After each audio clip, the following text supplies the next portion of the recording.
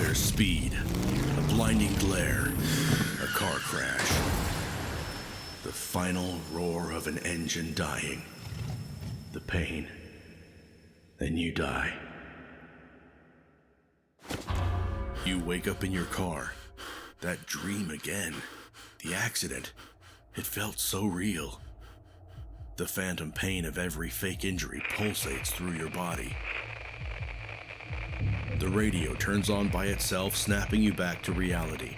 Dean Spencer's familiar voice drowns out the sound of your heart pounding.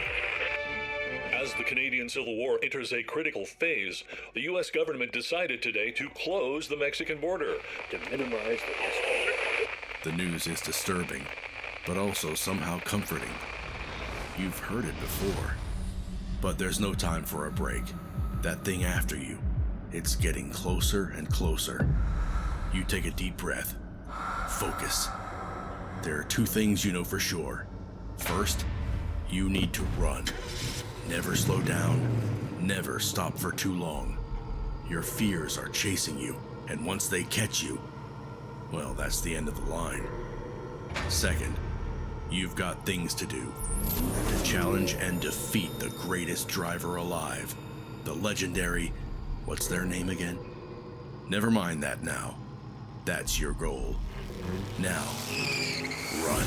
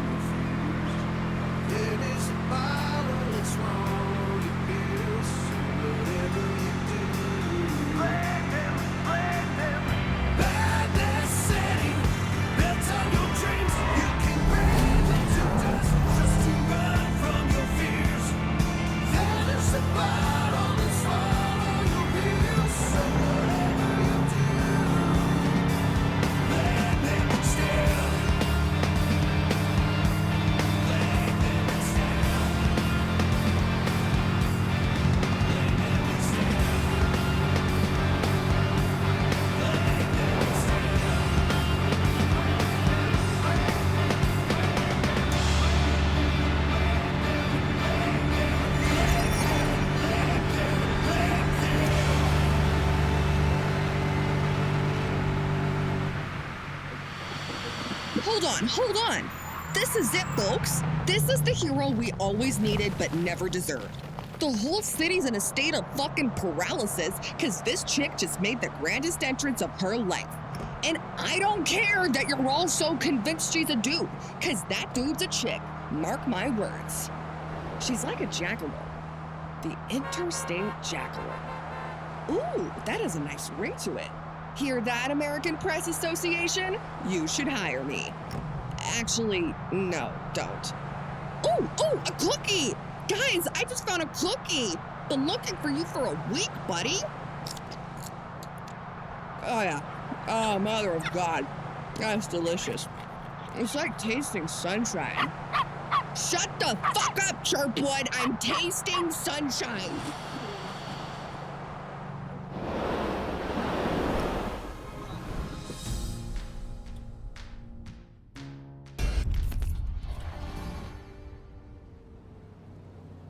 You stopped by the side of the road trying to calm your breath. They didn't get you, not this time. What did that girl nickname you? The interstate jackalope? If only she knew that you're running from more than just cops. Memories, disappointments, past mistakes, like your first love, the one you never talk about. It happened so long ago. You've changed a lot since then. What's done is done. You moved on and there's no point thinking about it, right? You fire up the engine.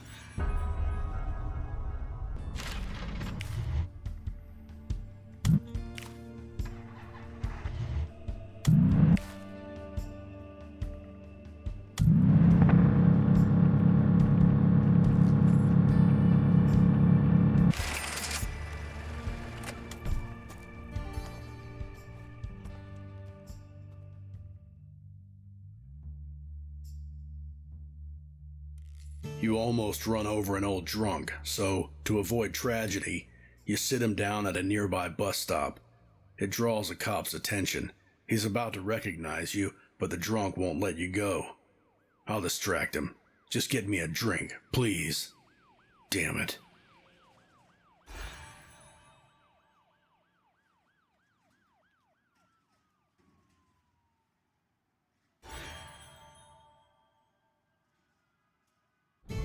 You drop the drunk off at the shelter. The cop's on your tail.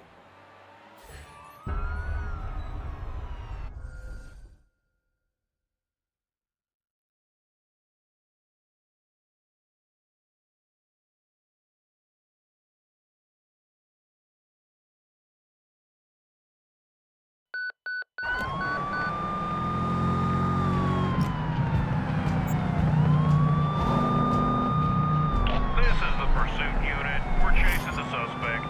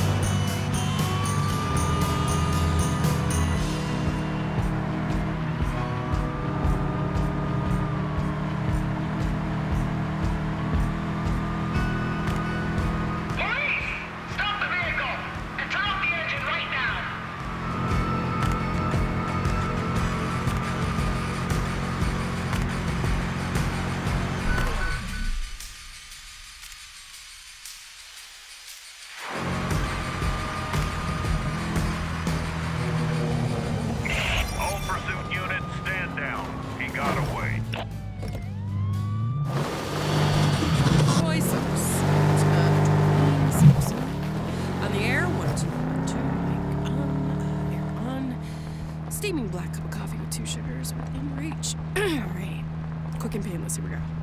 Hello, folks. Joylene Somerset, and you are listening to Simple Living FM. Looking for house maintenance tips? We'll find them here. Business advice? Not from me. Hope to hear one of my cooking lessons? We're too late for that. But if you want to know personal details from a middle-aged woman's life going through a divorce, well, then you, my friend, have tuned into the right place. And if you suck a stick around, then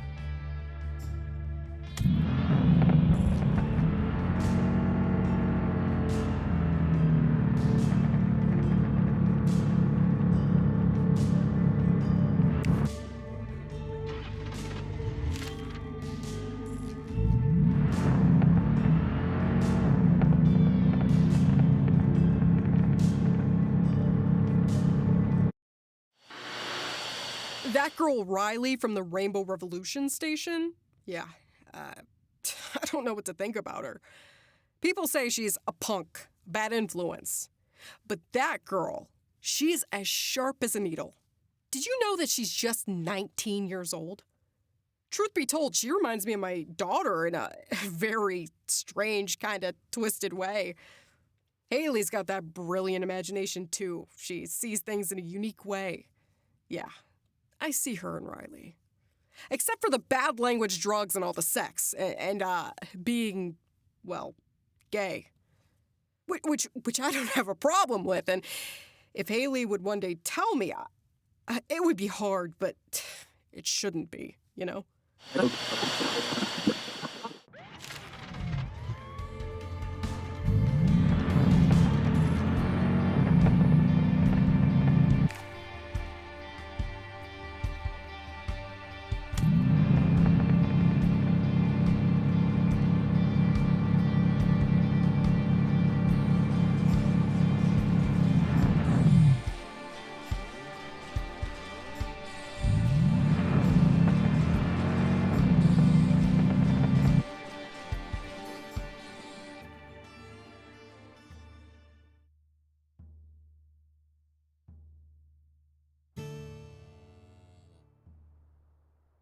The man standing across the road is completely motionless and doesn't even flinch as you approach. It's a bizarre scene. Both he and his buffalo companion stare at you without a word. Then, you hear his deep, breathy voice. He says the weather's nice today. The fuck's wrong with him? He pulls something out of his satchel and presents you with 2 small wooden figurines. You have to ask yourself, what do you value most in life? Is it the people, or peace and solitude? Choose wisely.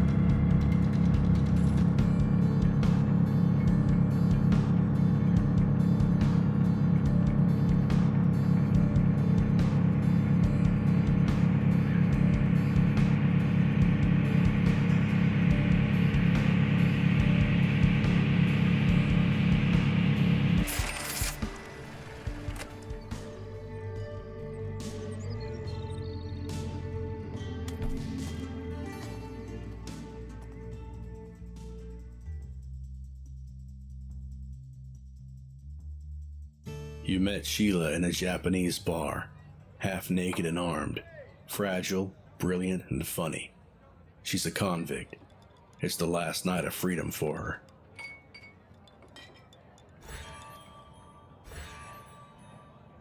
her. She's Jewish, born in Poland. Family immigrated when she was 10. Twin brother died in Nam. She's bulimic. Just broke up with Toxic Tom. Bless you, Mrs. Machete. You're at her place when she goes silent and gestures towards her bed.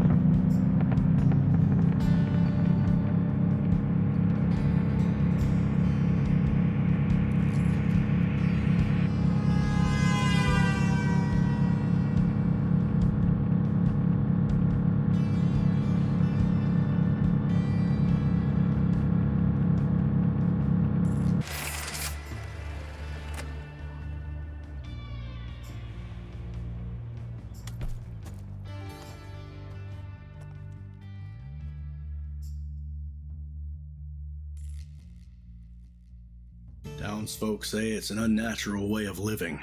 They, on the other hand, feel wrongfully judged. Why can't everyone just leave them be? You could just keep on driving, but looking out the window you see this woman staring at you. Are all these kids hers? She approaches the fence, eyes wild. Why do you keep harassing these poor children? She screams. But it sounds fake. When she gets closer, her demeanor changes. She takes out a thick envelope from her dress pocket. Could you, please? She nods at the mailbox right across the street.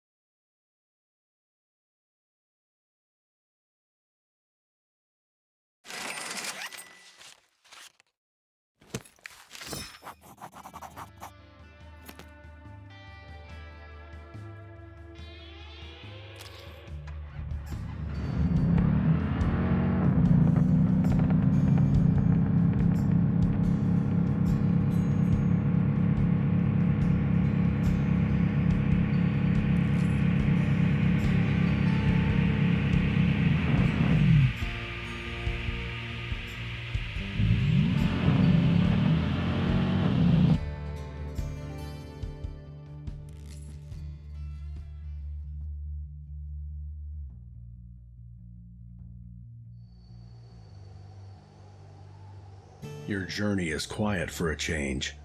The road ahead is clear of any dangers. The weather is nice. You can forget your worries and enjoy the ride while listening to the radio broadcasts. Sounds tempting, doesn't it?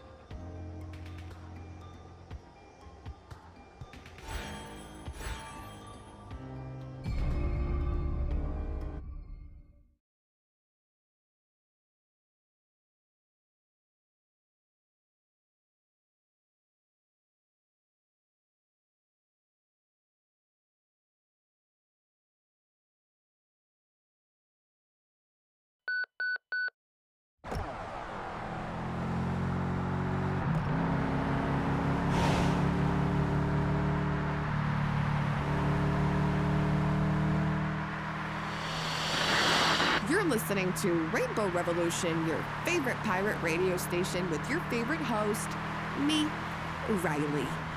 I'm like the best host there is. For real. How do I know that? I checked. All the others will bore you to death. Oh, we're gonna have a good time together. We can talk about anything. There's only one rule, no bullshit. So get ready. Mama's gonna pull your guts out and feed them to the Chihuahua. It's time for a revolution, assholes!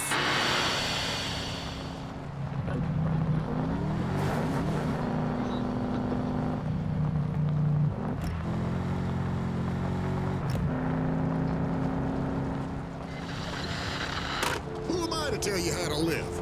Steve freaking Landry, a true American, a devout Christian, a patriot, a father and a husband, an entrepreneur who created the most powerful conservative talk radio in the country.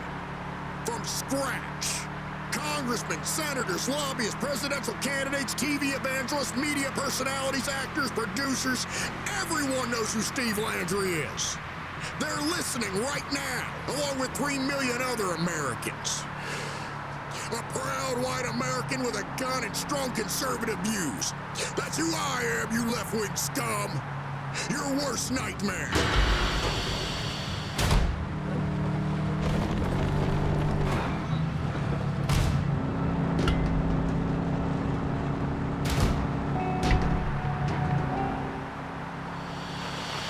And now a message from our sponsors. Can't sleep? Fears of twisted dreams keeping you up all night. Are you suffering from unwanted nocturnal emissions? Well, maybe sometimes you wake up in someone else's bed, next to a strange man both drunk and naked. You may be possessed by an incubus, a Baku, or a Kikamora. You're not defenseless anymore. Buy the Suspiria AN800 anti-nightmare mattress and enjoy a good night's sleep again. Every mattress has been carefully exercised by the doctor priest, Reagan McNeil. He's a living legend.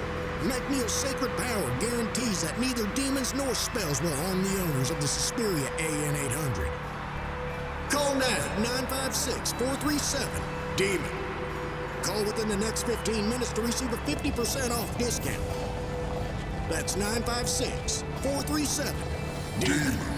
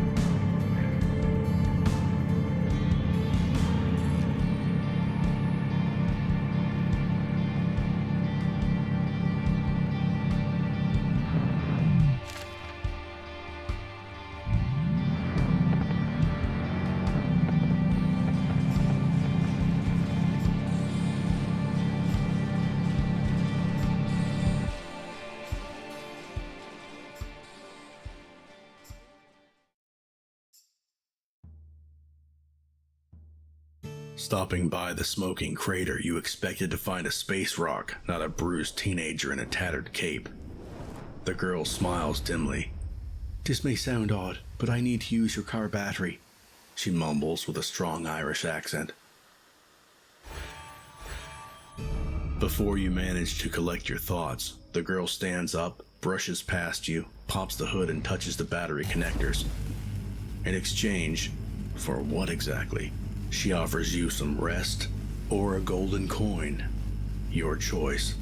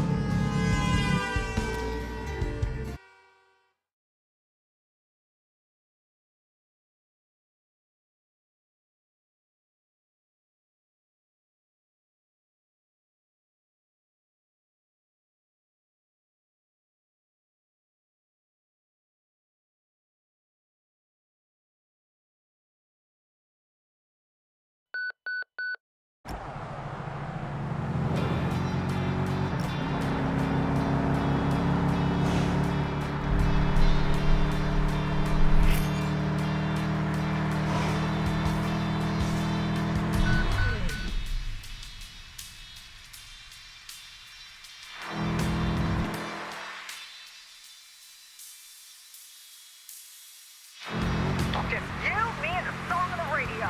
Let's race.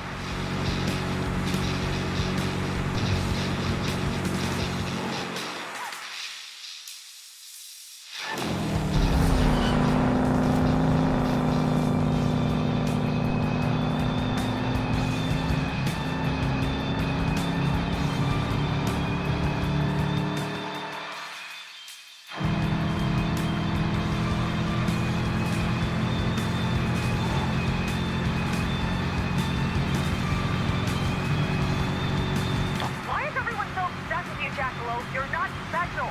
You're just a scared kid.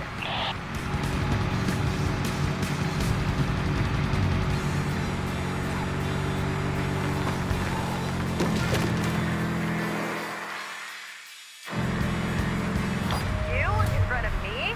Ain't gonna last. Oh, hey, it's me again, right in front of you.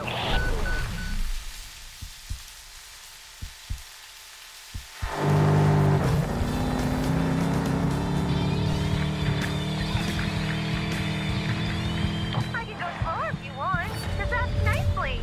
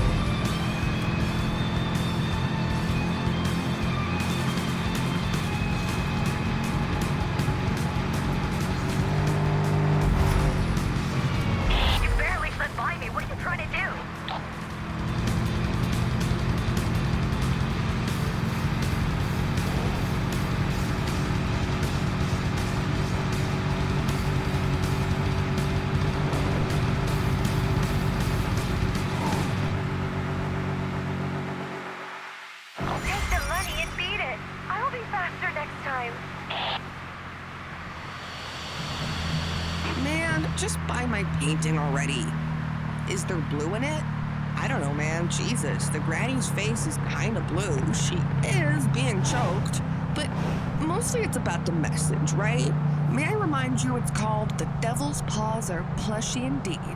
Looking at it is like when you shake a can of cream soda so hard it explodes on your face, and you're sort of angry but also sort of sad because half is gone and it's never coming back, and you're all cold and sticky, but it's kind of nice too, having all that sugar on your face. So my painting is kind of like that. An explosive can of cream soda. A real masterpiece. Can be yours for $500.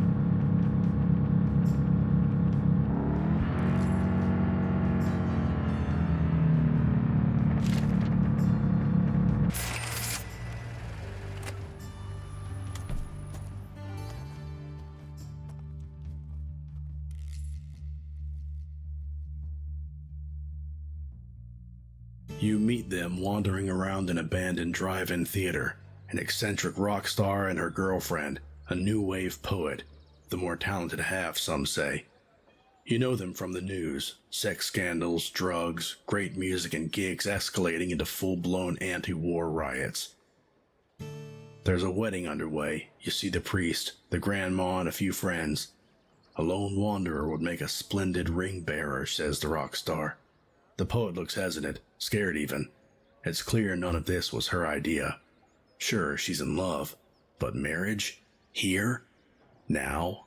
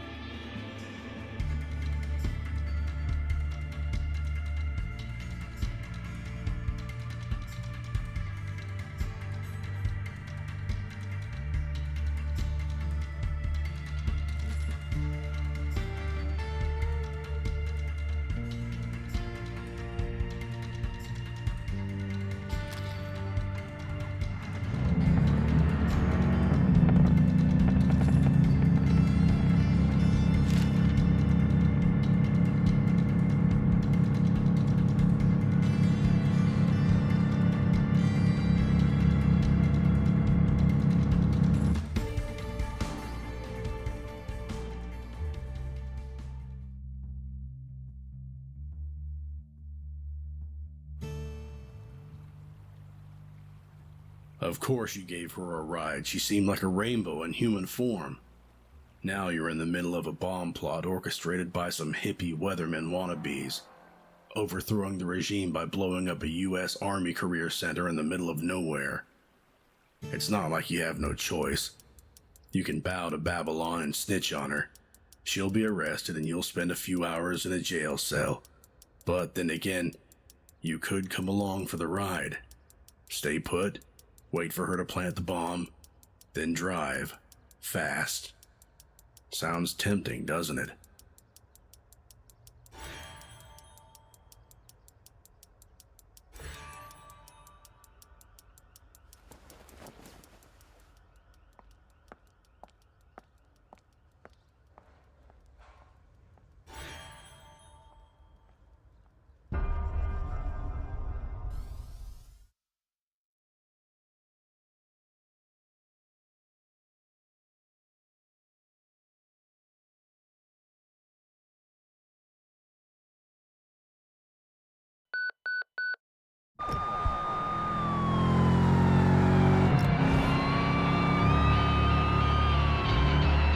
This is the pursuit unit. We're chasing the suspect.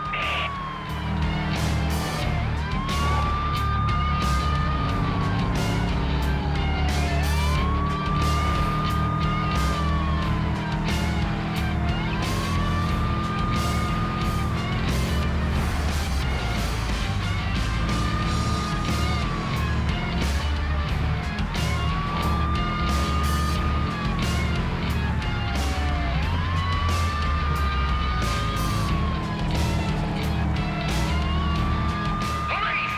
Stop the vehicle and turn off the engine right now!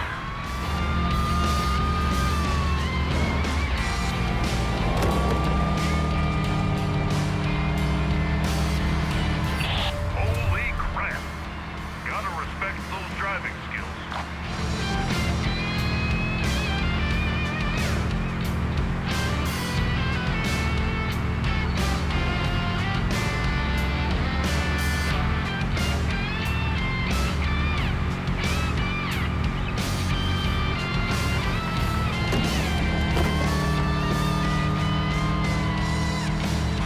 You're in the wrong lane, moron!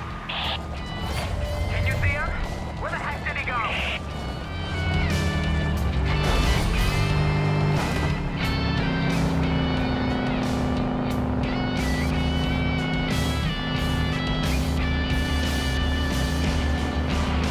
All pursuit unit, stand down. He got away. Easy living? Or was it simple rimming? At first, I thought she's like, I'm such a loser, my husband left me, boo-hoo. But then I started listening, and now I kind of want her to adopt me. Joy's the kind of person who's been asleep her whole life. And now Joy's awake, and Joy figured she deserves some joy in her life and discovered the true face of the patriarchy. For her, it's Carl's ugly face, I guess. But man, he sounds like the worst douchebag ever. If I ever see him, I'll fart on him. Joy my joy. Just say the word.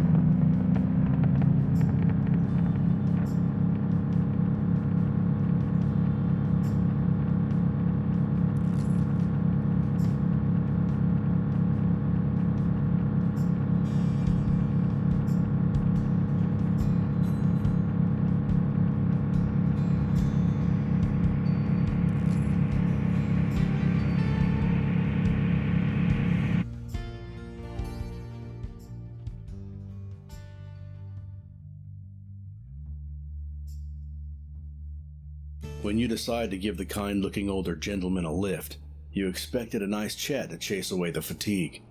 What you got is a drunken space program veteran complaining about Jews and racial purity, with an unmistakable Nazi tattoo on his forearm. Misunderstanding your silence as encouragement, the grandpa tells you about his past in the NSDAP and his post-war relocation to the U.S. He then falls into deep slumber.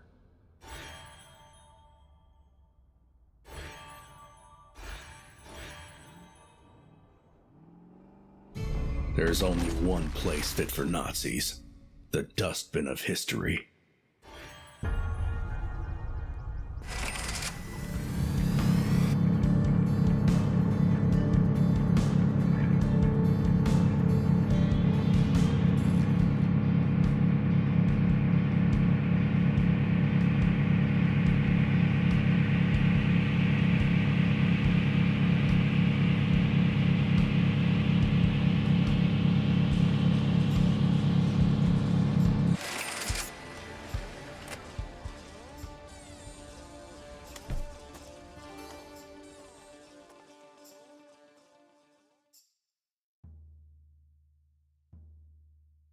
You know this image all too well.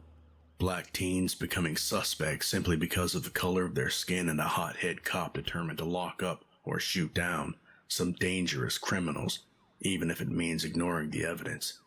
Textbook racial profiling. Yes, the system's broken, but you can do something about it in this case. Provoke the cop and hit the gas. The kids will disappear while the man in blue will occupy himself chasing the infamous interstate Jackalope.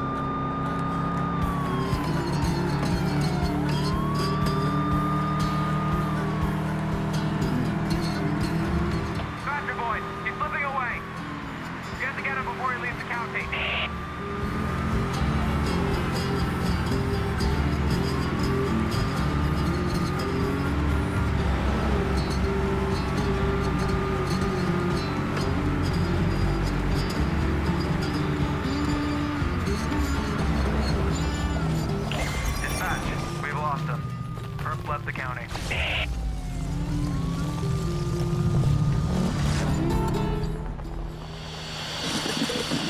All right, ladies and gentlemen. Police frequencies are buzzing with reports of a mysterious driver making fools out of pursuing units. One officer injured. I hate this guy. You know I do. But until now, I thought that despite our differences, we both had true American blood pumping through our veins. Sons of the land of the free. But no, that homicidal scumbag raised his hand on a police officer. And the moment he did that, he outed himself as a nihilistic, unpatriotic, America-hating, cop-killing barbarian. You're so brave? You like hurting Americans? Well, I have a message for you. Stop harassing our heroes and come at Steve. I'm ready for you, you sick twat. Face me, traitor. Come on, I'm waiting.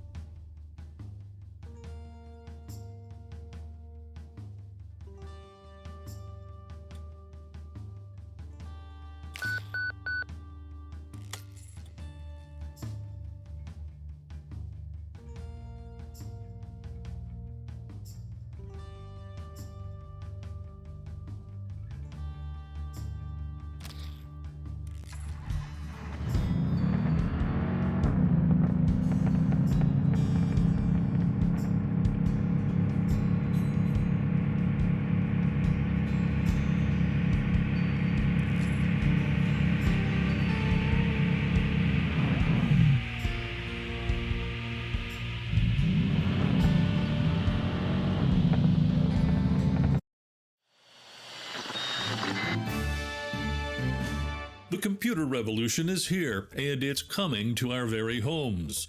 Many predict personal computers will become widely used in every household, becoming a part of our daily lives and changing the world as we know it in the process. With our dynamically evolving technology, these machines may help us with such things as ordering groceries or cleaning, and even offer some playable games for personal enjoyment. Though that may sound enticing to some, many people are scared, fearing the impact computers could have on our lives in the future. Meanwhile, the scientific community reassures the public that machines have no agency of their own, only perform human delegated actions, and any notion of a so-called digital uprising is pure fiction. Dean Spencer, TN Daily.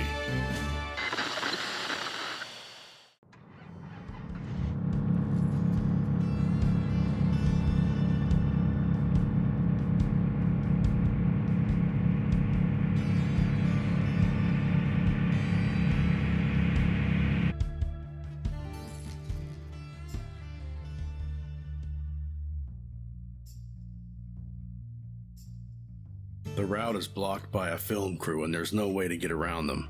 Frustrated that you're wasting time, you get out of the car and start chatting with the staff to learn more about what they're doing here. They know who you are. You can tell they're excited. Hollywood A-lister level excited. The director, young, lively, funny, and perky, insists you make an appearance in their movie. You can't refuse. The crew members are just too sincere, too innocent, and totally into you. So here you are, choosing between a cameo role or a dramatic race scene.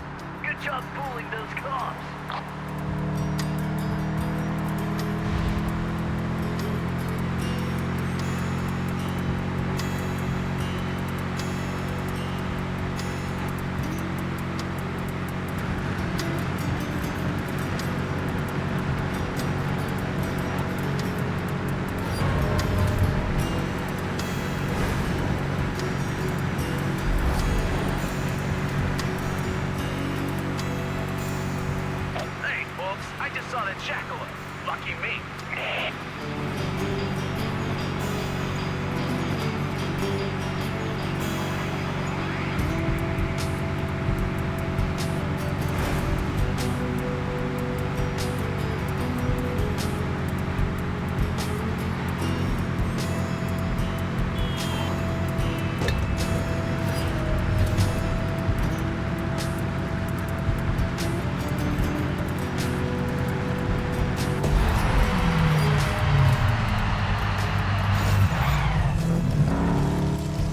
Well, hello there, Mr. Jackalope.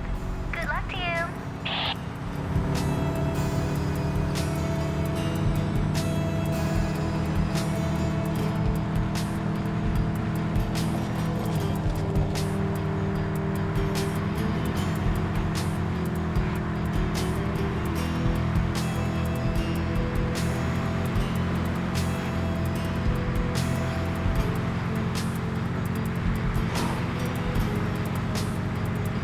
Hey, Psycho, watch out! You wanna kill yourself?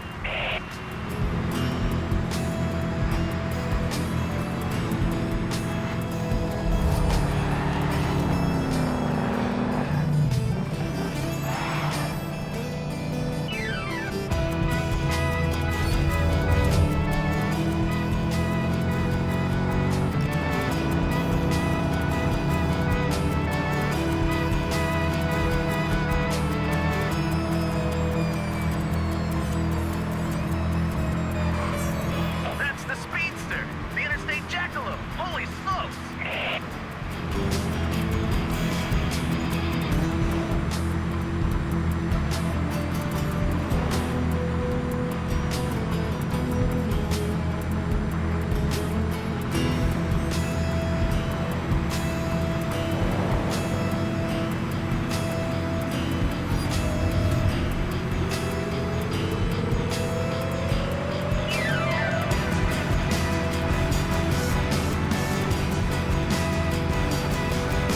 Oh my, it really is you!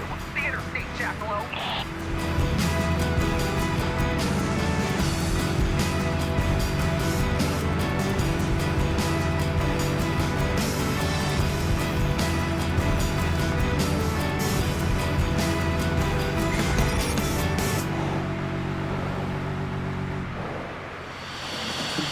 Trying to be calm, you know? I didn't want to break his cheekbone, but.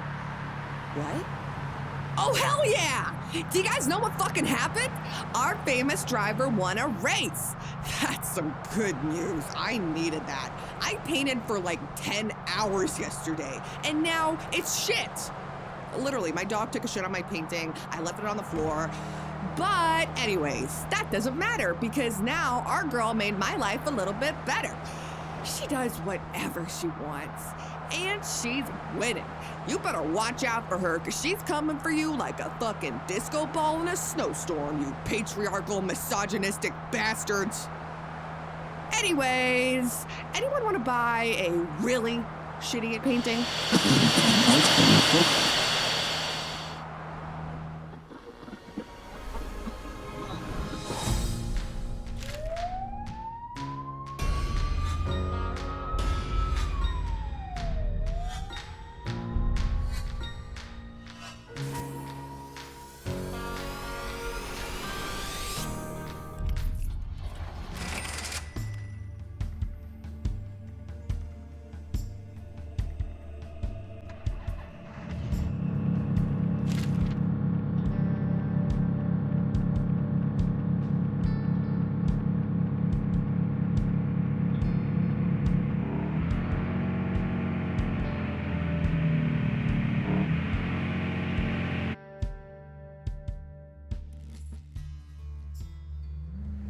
As you drive up to the meeting spot, you're almost surprised to find someone actually waiting for you in this forgotten corner of the world. You can't see the driver, but the car seems familiar. It's probably the same model as yours. Good. The duel will be fair. The greatest driver alive? Well, not for long, you tell yourself with a smile. Suddenly, the opponent rushes forward. The race is on.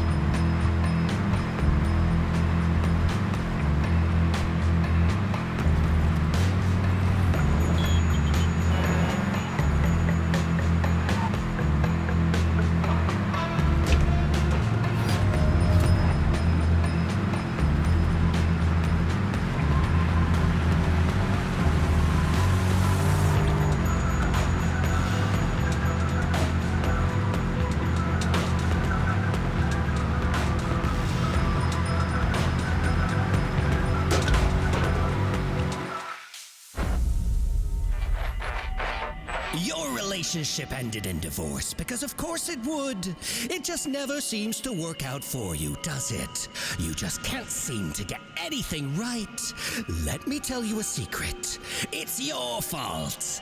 You're hopeless, completely hopeless.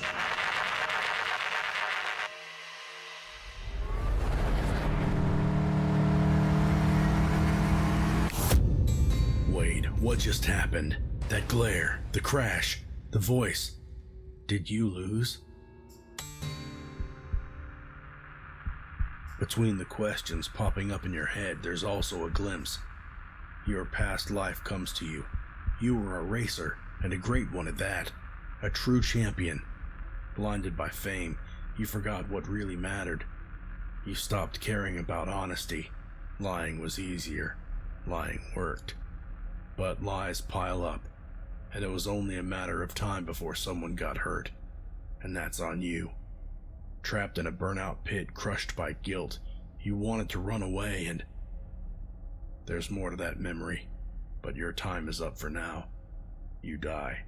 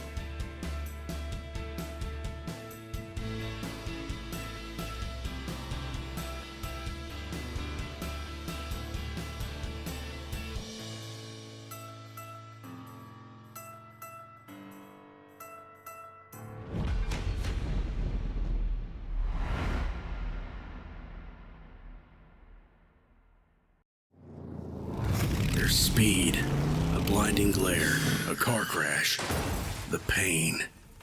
Then you die. As the Canadian Civil War closed the Mexican border. The same nightmare. The same day. What's happening? That blue racer. Maybe he has the answers.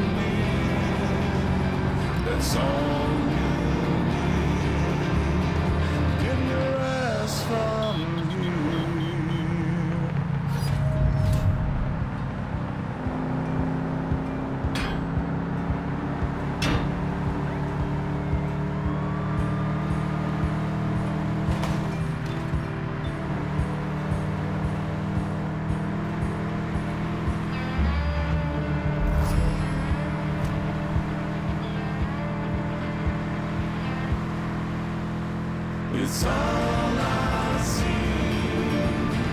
You're gone without me. That's all you need. Get your eyes from me. It's all I see. You're gone without me. That's all you need. Get your eyes from me.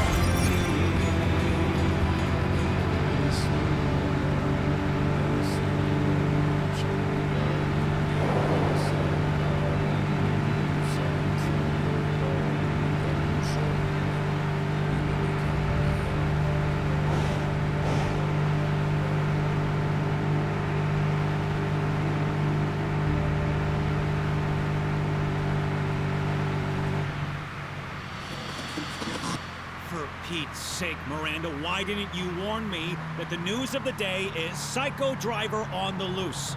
I would have rescheduled my little coup. Now I look like an idiot.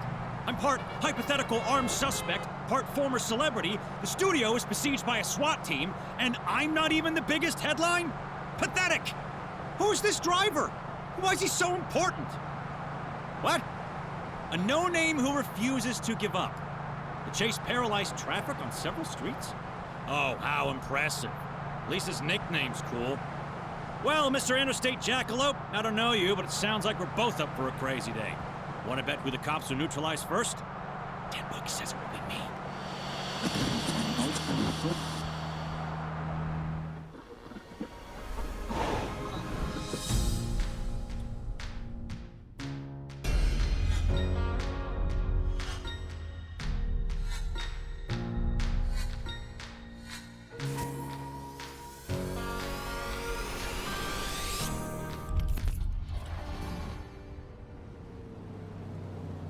The Interstate Jackalope on the road once again.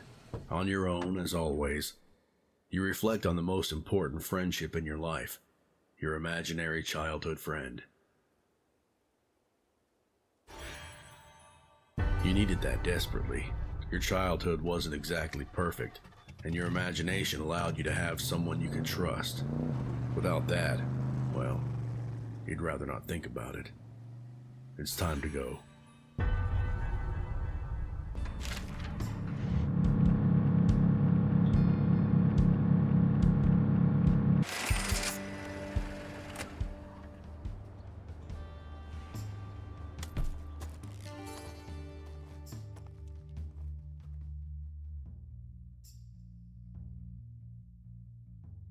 The face of the man knocking on your window while you wait for the green light screams danger. So does his partner's.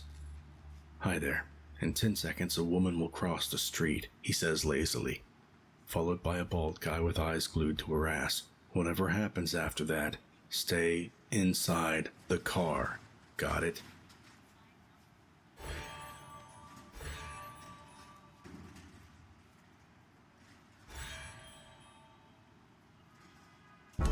Ten seconds pass, then everything happens so quickly. Bullets fly, the bald guy dies, and the woman catches a stray bullet. No witnesses, says the mobster, and aims at you. Run.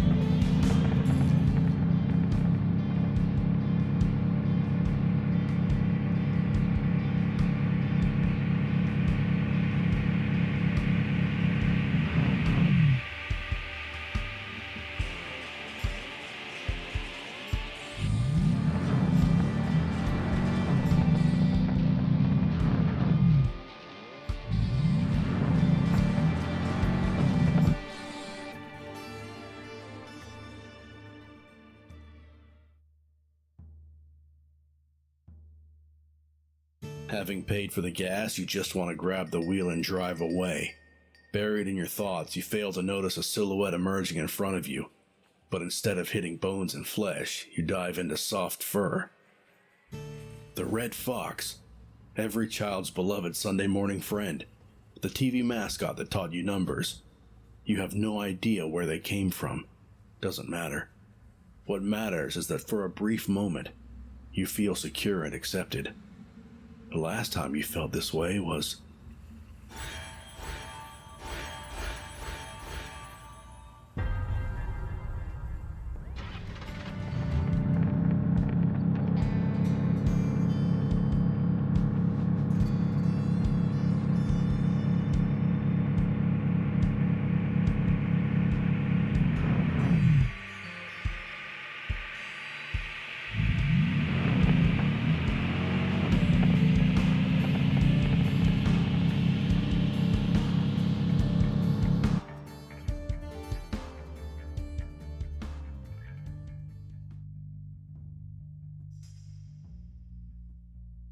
You stopped by for a sip of soda. You had no intention of laughing at the kid, his stupid mask, and his stupid cape. But you did. The situation escalated. Now you're standing in the corner of a wrestling ring located in a defunct cold room in the back of a convenience store. A 12-year-old lion glares at you with rage. His friends are chanting, "Fight, fight, fight." You can easily win the fight and the money. You can also lose. Because why would you beat a 12-year-old kid in front of his potential future girlfriend?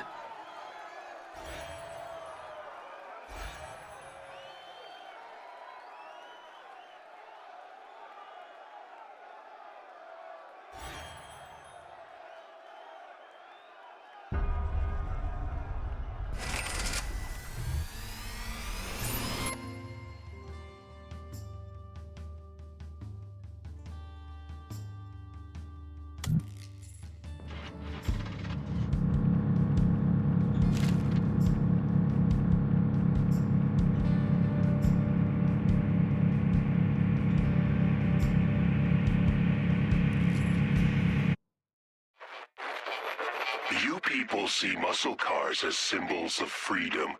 I must say I admire the irony. Freedom to do what? Destroy the planet you live on? You've been well aware of what's happening for years. Scientists, activists, and even the ever-charming Jimmy Carter. They all keep warning you, and yet you choose to believe a comfortable lie manufactured by corporate greed. Driving your ridiculous cars, gorging yourselves on all that meat, producing more and more toxic waste. You know you're sentencing your children to a life of poverty and war, but you're too lazy to give up even the simplest luxuries. Sometimes I think I'm not even needed. You're doing all my dirty work for me.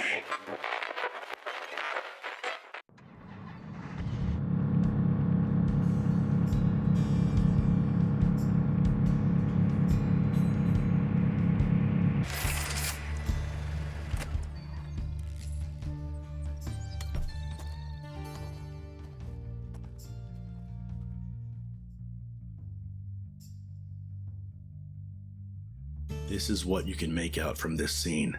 There was a street show here recently, and it turned out the performer wasn't only the Queen of Flowers, but also a thief. The accuser is quite agitated. Noticing your ride, his eyes go wide. It's you, isn't it? The Jackalope. Listen, there's an election coming up, and that con artist took my fucking watch. Not a good look for a politician. The police are useless, but I'm sure you'd catch up with her in no time. I have friends on the force. Do this for me, and I'll make your life easier. Refuse, and I'll report on you.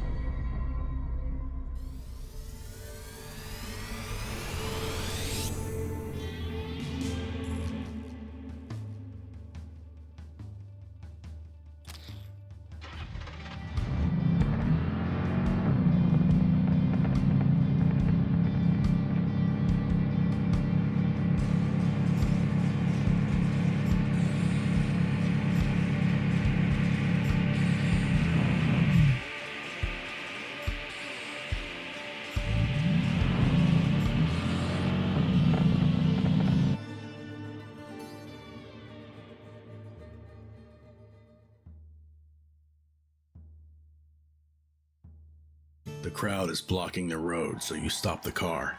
It's her, the Queen of Flowers, the thief. Her ethereal voice echoes in the street. Her moves seem almost anatomically impossible, body flowing like water.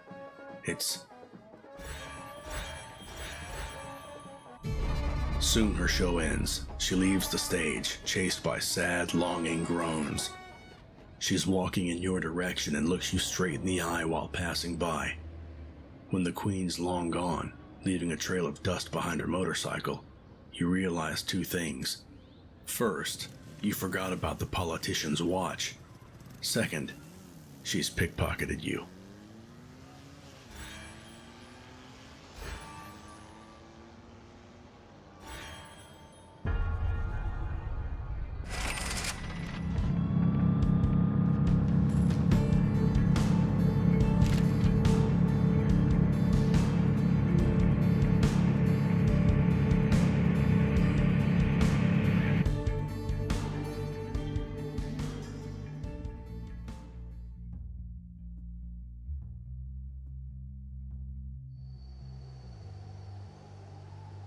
Your journey is quiet for a change.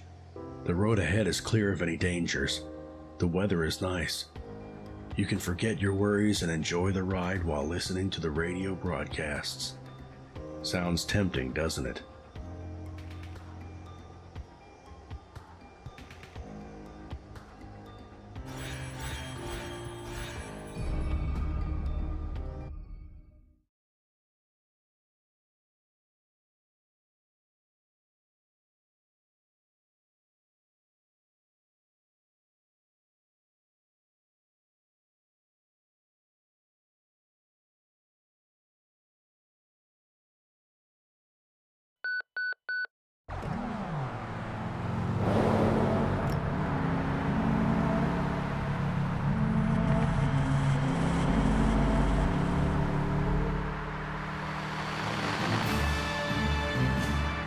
The headquarters of California's KCDQ-FM is still occupied by the famed radio host J.C. Leonard.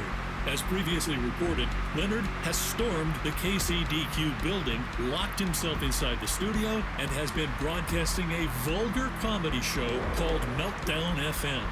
Guns were initially reported, but we have not been able to confirm if Leonard has taken hostages or if the police are involved.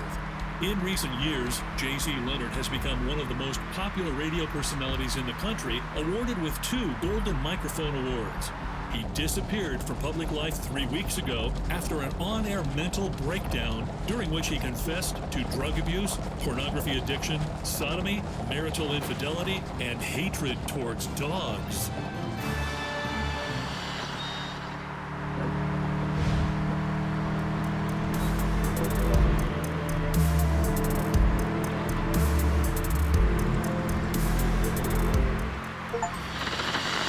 Well, actually, the ratings are up, Miranda, so I don't think they'll storm the studio. What if they do? Shoot me on the air? Stop worrying. We need to lighten the mood. Let's go back to the amateur wrestling league. So, another dossier. A 12-year-old wrestler from Who Caresville in bumfuck nowhere, nicknamed Tiger Mask, he lost his first fight. Ouch. Got humiliated by that nutty driver from the news. Humiliating. That's what they wrote in the post-fight report. Oh, there's more. The boy gives up wrestling. Tiger Masks no more. Okay, Miranda, you can worry all you want. With heroes like this driver, the country's doomed.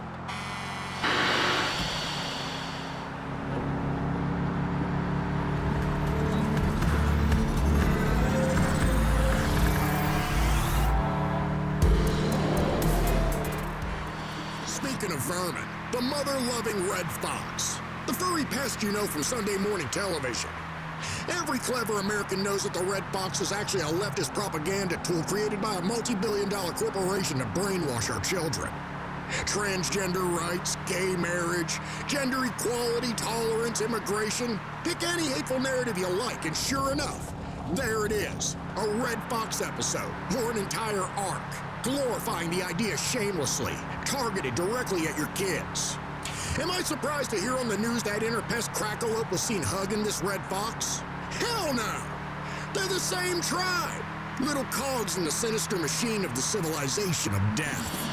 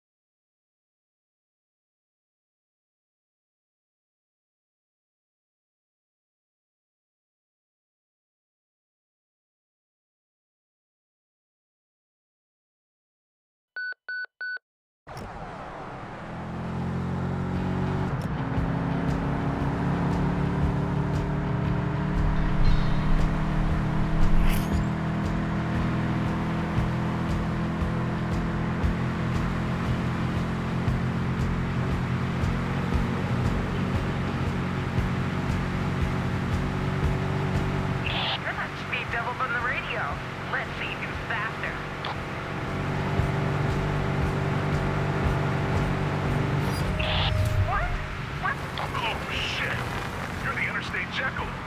Want to race for cash? You think you're faster? You just got lucky. Eat dirt, sucker. Face it, I'm just a better driver.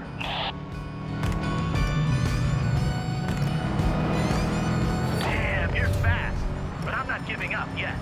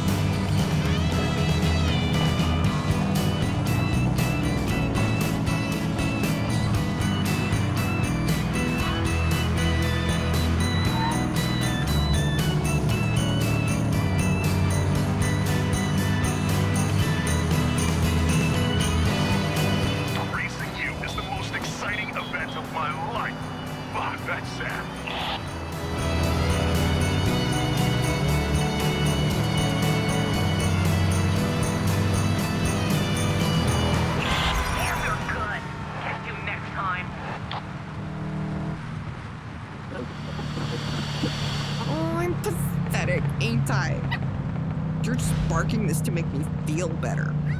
You know, it all started when I was in high school. I told my mom I didn't want to, but, like, she made me do it anyway. And I fucking hated it. Felt so small. I wish there was another way, but I'm so hungry. Okay. Be strong, Riley. Here goes. Chirpy, stay close. Hello? Hi, I'd like to order a large margarita. Pizza? What? The address? Oh, man, no, wait. 76 Green Street. It's a squat, just leave it on the doormat, money's under the flower pot. Yeah, thanks. I did it, Chirpy! I made a phone call! Be proud of me. Be proud of your mama. And don't tell anyone about this. Oh, fuck.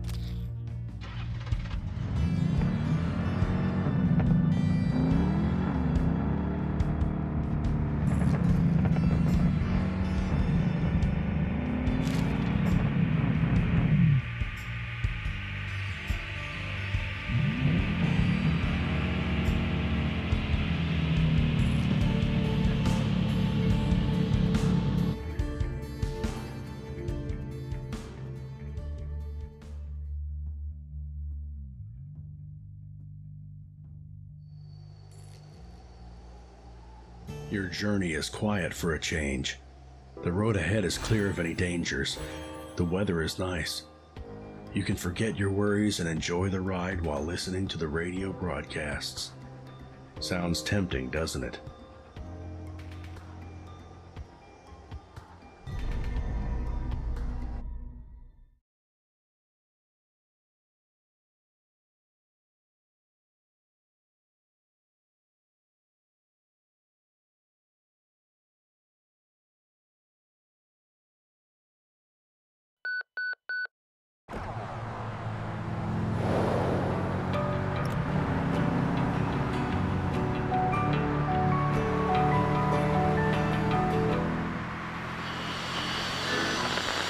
What is winning, huh?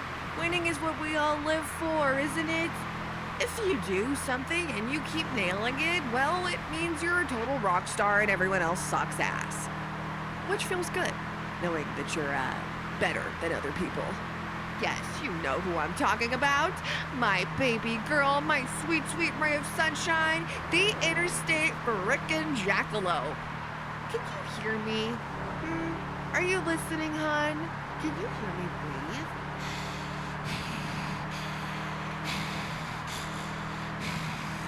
Congratulations on winning that race. You're a true winner.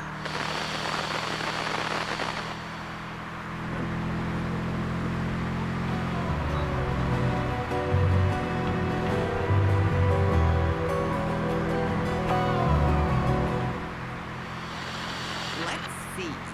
Georgie from Connecticut. Dear Riley, blah, blah, blah. Okay, the joke. This is my stepladder. I never knew my real ladder. Ha! Nice joke, but is it a first prize kind of joke? Meh. Next up, Becky Detroit. A magician is walking down the street and he turns into a grocery store. Oh my God, I can't. Dan, Massachusetts. I love my furniture. My recliner and I go way back. Oh, Mark, Chicago. Why do graveyards have gates? Because people are dying to get in? Wait, that's not funny. That's sad as fuck, Mark. How are graveyards funny? Like, funny how? Great, now I'm depressed. That's it. No one wins a one-time ticket for a swimming lesson with Diana Ross. Thanks, Mark. Show's over.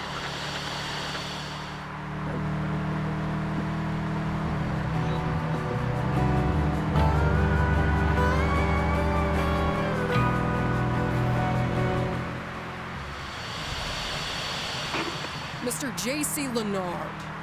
Can't tell you how much that guy gets on my nerves. Cheated on his wife repeatedly, gambling, drinking, drugs, the whole shebang. And now he thinks if he confesses every bad thing he's ever done on air, that he'll somehow make it okay. I know I did horrible things, but I acknowledge it, so I can't be such a bad person after all, right? Besides, one woman stuck around, so I couldn't have hurt all these other women that much. Truth is, I see my ex in him. Pathetic little man. Heard he barricaded himself in his radio station and the police are trying to get to him. Sounds like justice to me.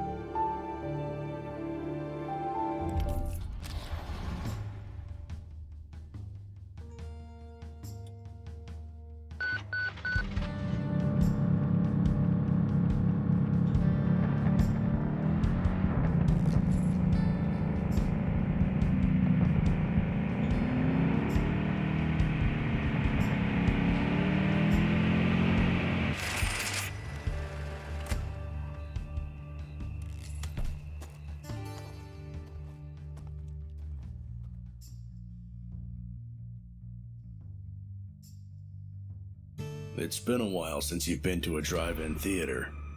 They're playing this famous movie about a little girl possessed by the devil. The priests are about to perform an exorcism. The demon speaks and it sounds as if it's talking directly at you.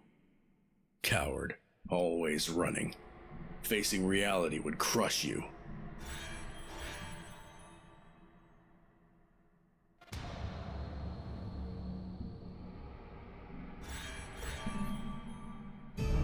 The movie continues as if nothing happened. Slowly, you calm down. It's just exhaustion. Must be.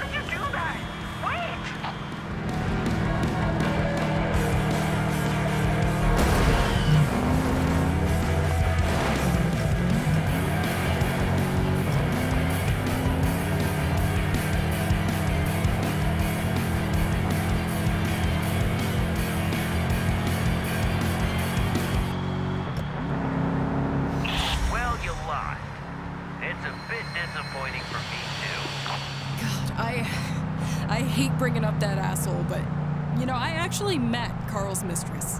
Bumped into her at a bar, actually. I wanted to scratch her eyes out. She was acting all crazy, saying how much pain I've caused Carl. Me! I mean, Jesus! Joke of the year! And I just looked at her, thinking of all the shit this man's put us through. But you know, what did I do? I said nothing. I really just wanted her to suffer, honestly. And you know, 2 months later, Carl almost caved her skull. Ever since then, things, you know, I could have said to her, you know, a normal person would have warned her. It wasn't her fault, honestly. How do you live with it? You know, I can't wrap my head around any of it.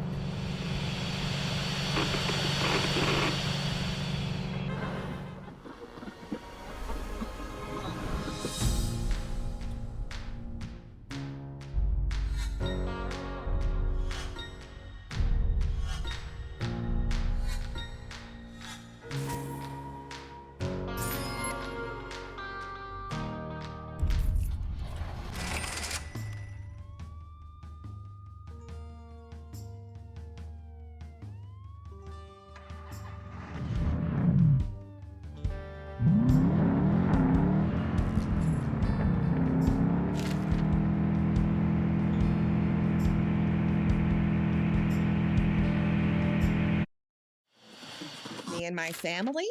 Why, a truly delightful question you got there, sir. We were always perfectly happy. Happy, happy, happy. Mom would make chocolate chip pancakes with whipped cream in the morning.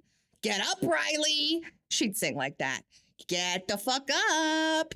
So I'd get up, go downstairs. Toot, toot, toot.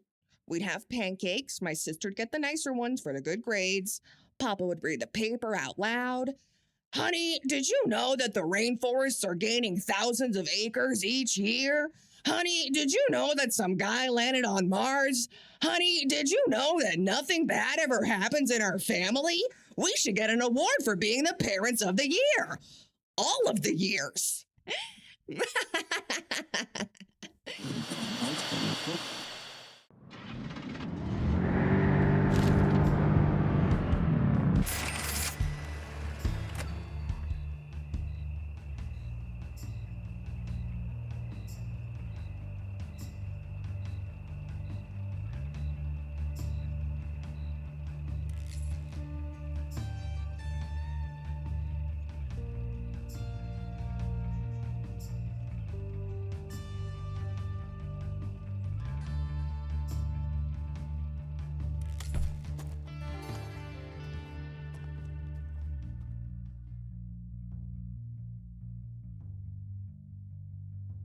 Bumping into these punks makes you think going out for an evening beer to the cheapest bar around was not the smartest idea you've ever had. But there's no hostility in the girl's voice. You're not from around here, are ya?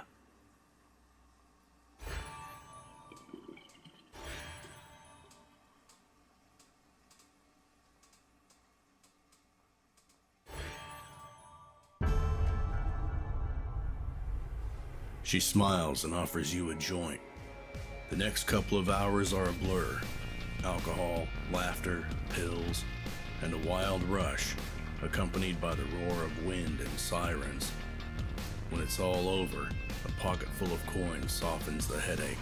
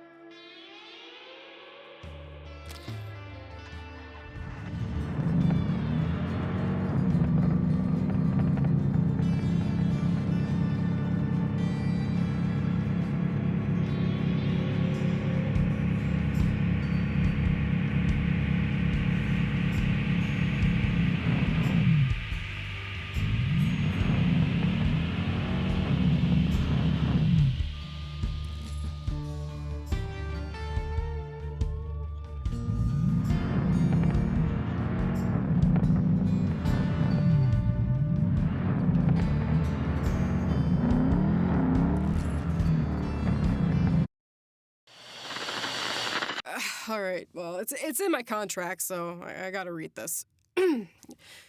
So, you've got worn shocks. Shocks? What in God's name are shocks? Guess we're about to find out.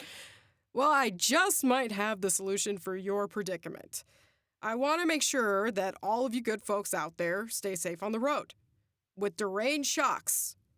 Great. What the hell are they, though? Gee, tired of feeling every single pothole with your behind?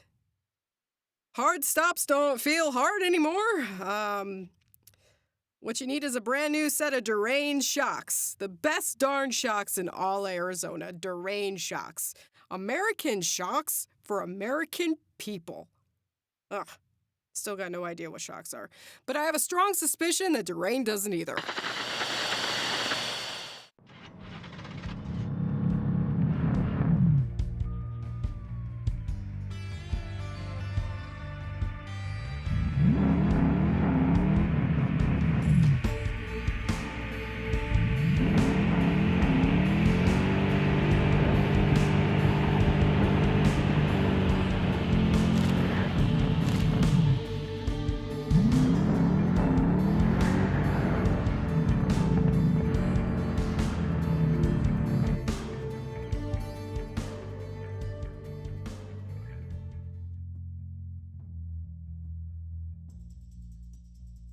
Your first instinct is to run, but you're curious what's with that weird-looking cop.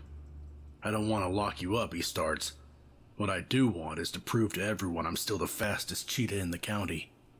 One fair race, or I'll make life difficult for you.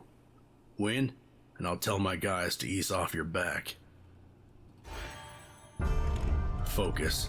You can win this.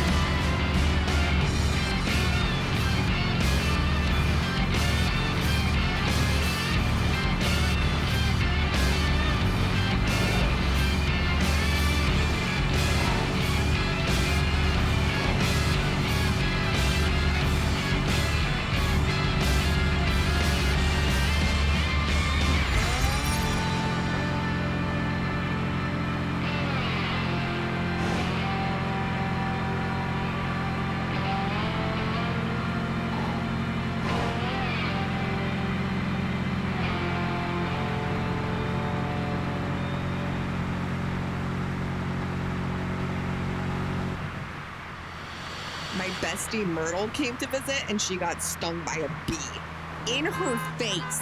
Twice. Myrtle, say hi. You should see her. Oh, man. Dude, I'm sorry, but did you look in the mirror? It looked like you're chilling with a tennis ball in your mouth. Oh, come on. The doctor said you'll be fine. You'll lose the Quasimodo's little sister look in no time. Here, have a napkin. No, to cover your face. Okay, Myrtle, I'm sorry. Please don't leave. There's children out there. All right, I'm sorry. That was the last one. I promise. Please sit. Just don't look Sherwood in the eye. I need him alive. Myrtle! Don't go, go, go, go. And she's gone.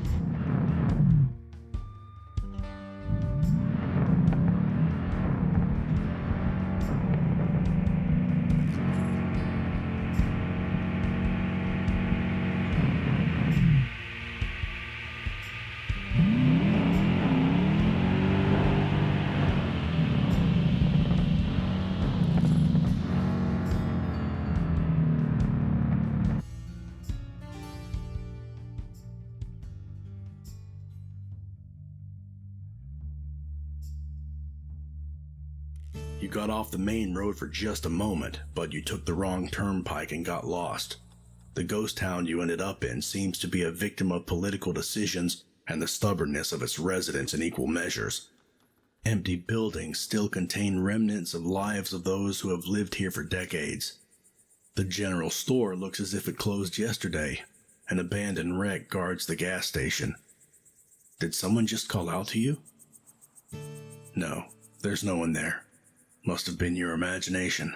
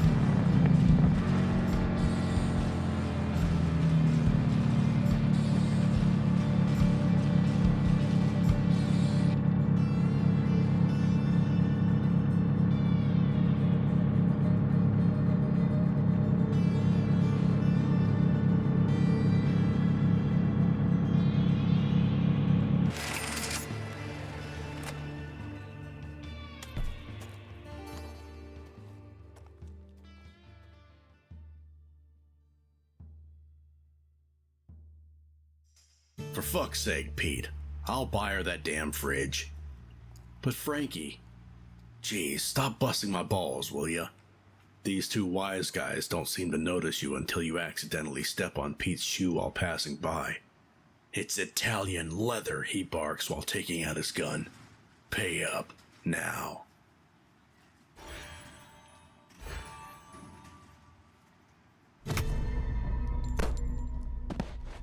Everything happened so fast. Painful blow to your stomach. Frankie yelling, "Ah, you broke my fucking nose!"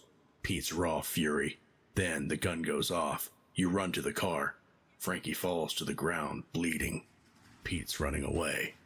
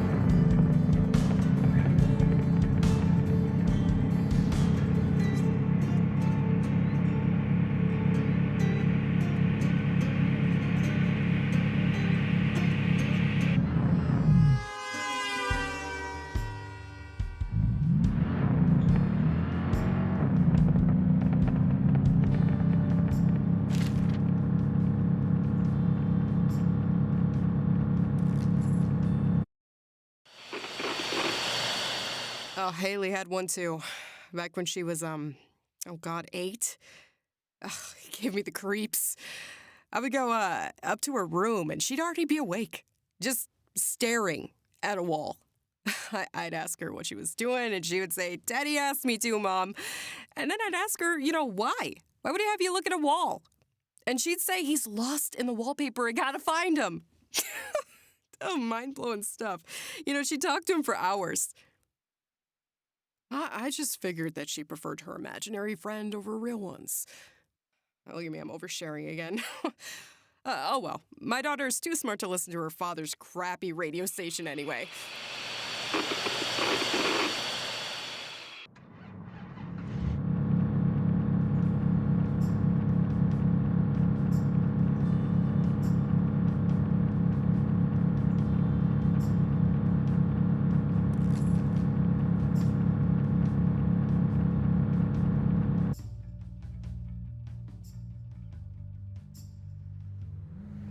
The end of the line. Again. The opponent's here as well. You can hear a steady, passive-aggressive roar of the other car's engine. Who is your rival anyway? Where did they learn to drive? How long have they been waiting? How did they know you're coming? None of this matters. You just want to finally win this race. You almost succeeded last time. This time around, you'll be smarter, faster. This time, you'll make it.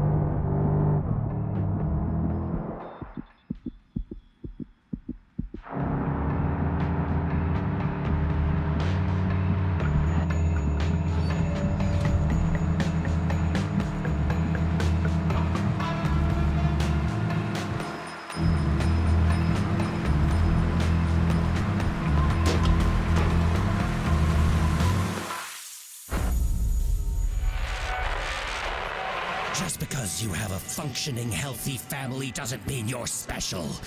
You were never really tested, and that makes you weak, easy to break. Let's see how you handle losing. Winning is nice and good, but losing shows who you really are.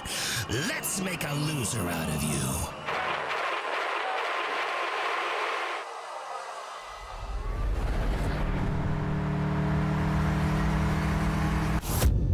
That glare, that voice.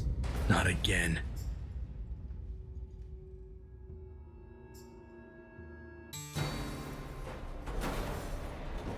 As you fall into the abyss again, you realize your failures were no coincidence. Something's up.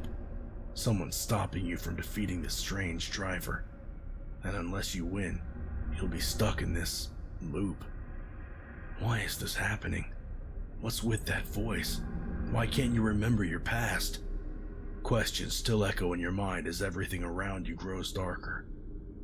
I have to try again, is your last thought before dying.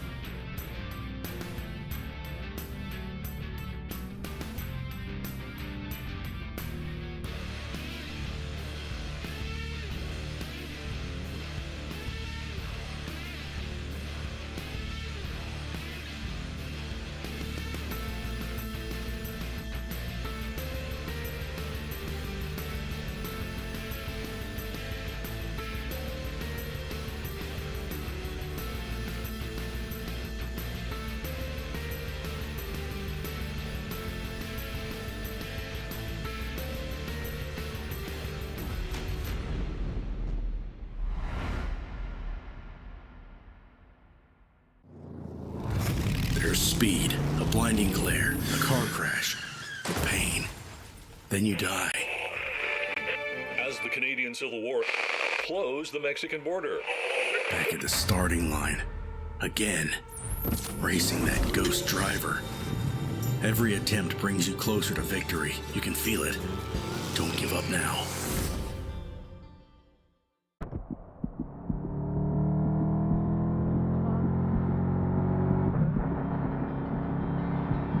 I quit smoking another time. I'm like an unsolvable riddle. Moonshine speaks to you. Moonshine speaks to you.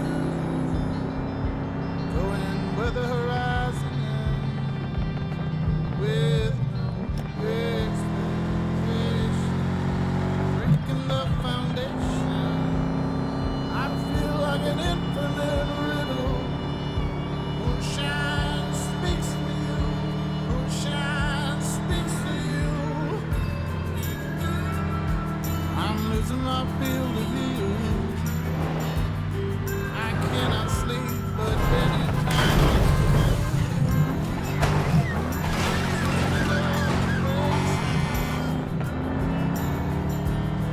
I've never seen before. I'm losing my field of view.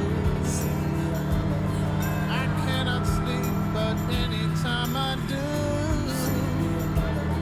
I'm dreaming of places I've never seen before. It's not enough if I hold on to the things I have. It's not enough to bring back.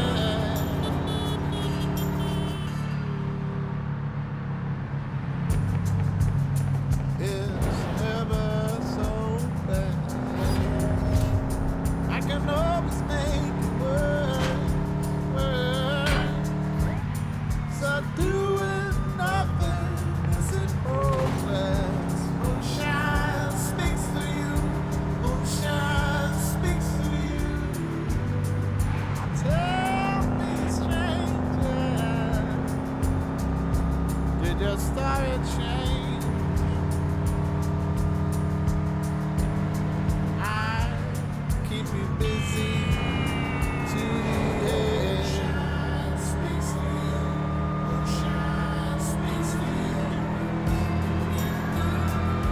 I'm losing my field of view. I cannot sleep, but anytime I do, I'm dreaming of places I've never seen before. I'm losing my field of view. I cannot sleep, but anytime I do,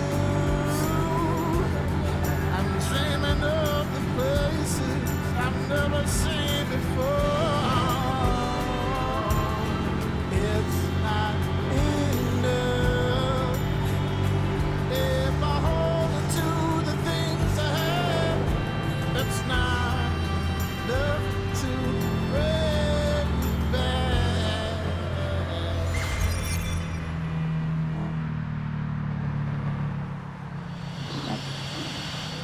Did I get that right, Miranda?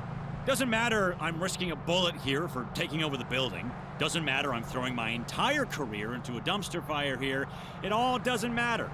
I bet no one's even listening to our pathetic Meltdown FM, because it just so happens that on the other side of the country, some weirdo chose this very day to play tag with the police, completely paralyzing one of the country's largest cities in the process.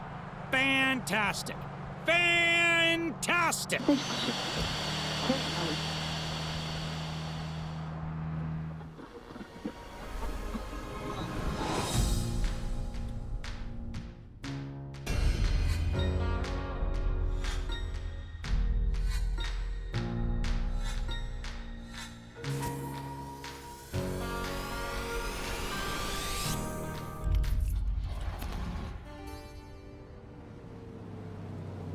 You know by now that this moment of relief after leaving the city and losing the chase is just that, a moment. But who cares? Right now, there's only you, your car, and the road ahead. You feel calm. No surprise your thoughts wander towards your life's ambitions. You succeeded, but that doesn't mean you're done. There's always new battles to be won, new records to be broken. And now, you're confident you're able to achieve anything you set out to. The sky is the limit. You smile and start the engine.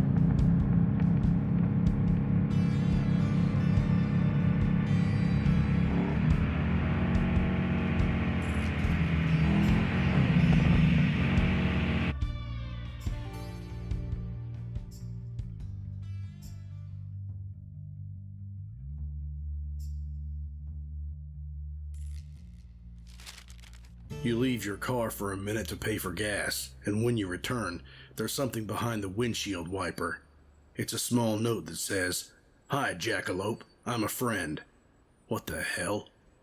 You look around and suddenly get the feeling you're being watched, but you see nothing out of the ordinary. No one seems to pay any special attention to you. People just carry on with their activities. This can't be good, can it?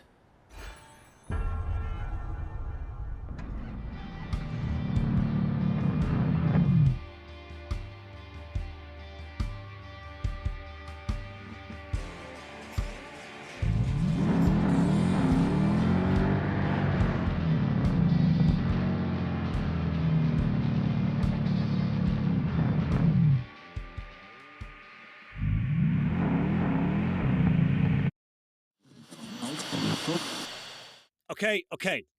Miranda insists I have to advertise this car now. Well, I actually own this model. What can I say? Well, the trunk is big enough to hide your teenage son in it. The lock is solid. He won't escape. What else? Oh, making out in the back seat is troublesome because of the stupid armrest. And also, if you're making out with your secretary, the son in the trunk will hear the moans. Just another headache. The dashboard is level, so you can comfortably snort coke off of it. The upholstery, not so good. Bloodstains, well, hard to remove. Buy it now! Oh, I forgot to mention the model. It's, what is it? Right. A Lada Scorpio. Gotta love Soviet engineering.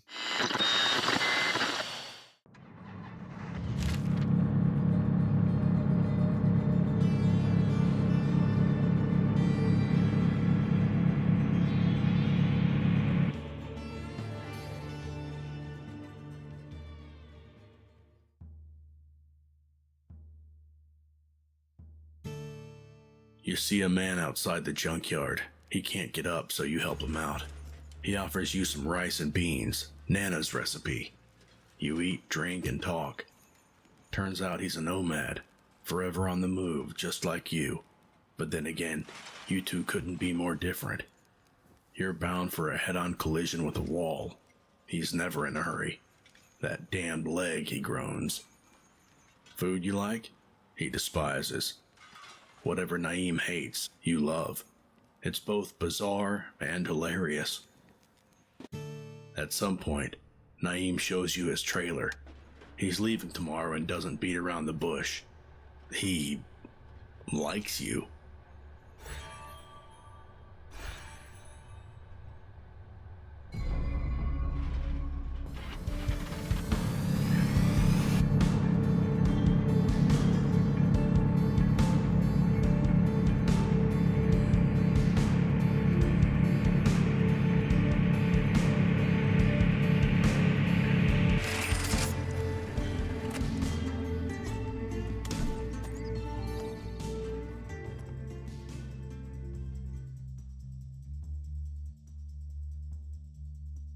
You stop to stretch your legs, and suddenly you find yourself in the middle of a conflict.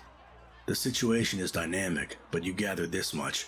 A husband and a wife were just informed of a successful in vitro procedure. Then a particularly vicious pastor, supported by his most fervent followers, decide to let the pair know what they think about their happy moment.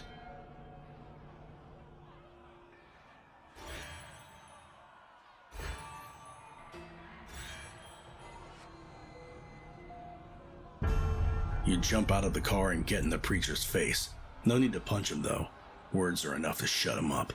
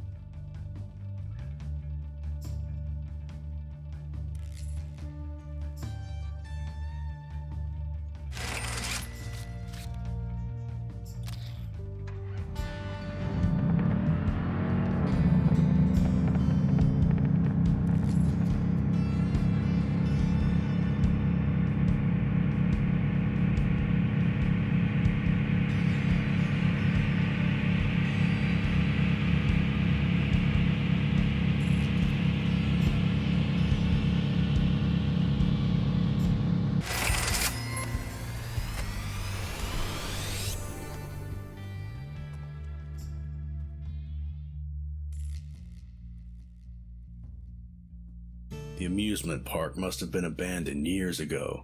Still, you decided to go past the turnstiles. Why? You're not exactly sure. The place seemed quiet and safe. Maybe that's why. You follow the strong smell of incense and find a seer's tent. There's no one inside. Only one thing left behind. A single tarot card. You freeze. There's a deeper meaning to it. It symbolizes... It's the devil. You break into a cold sweat.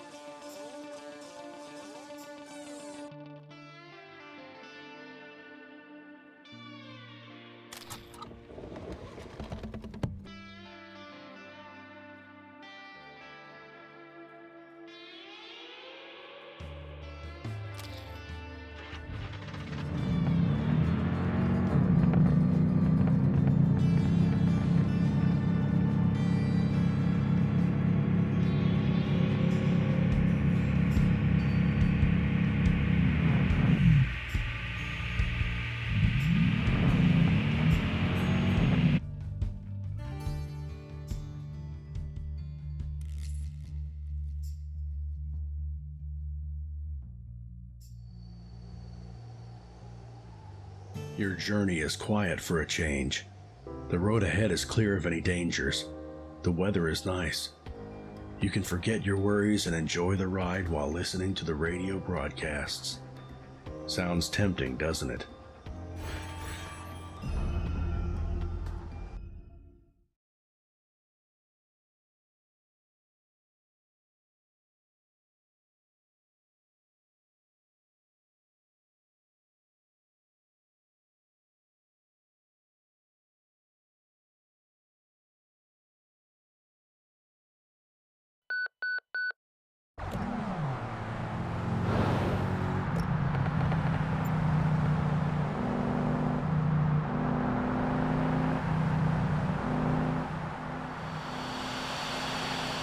Jackalope. You there? Jackalope. Interstate Jackie. My ex called last night. Angela. Had a long talk. She wants me back, obviously. I'm great. When I'm with someone, for real, I'm a fucking roller coaster of paranoid sweetness. I buy her meals, right? I pay for everything. I'm Van Gogh. I paint her naked. I cuddle and shit. I'm a cuddly person. And she is all I can see. Mostly. We boink at least once a day, sometimes more. What can I say? I just love eating that. Chirpwood, shut the fuck up. Mama's talking. Yeah, so, like, who can blame poor Angela for... Hold on. Riley's farts, how may I help you? Angela? Son of a biscuit!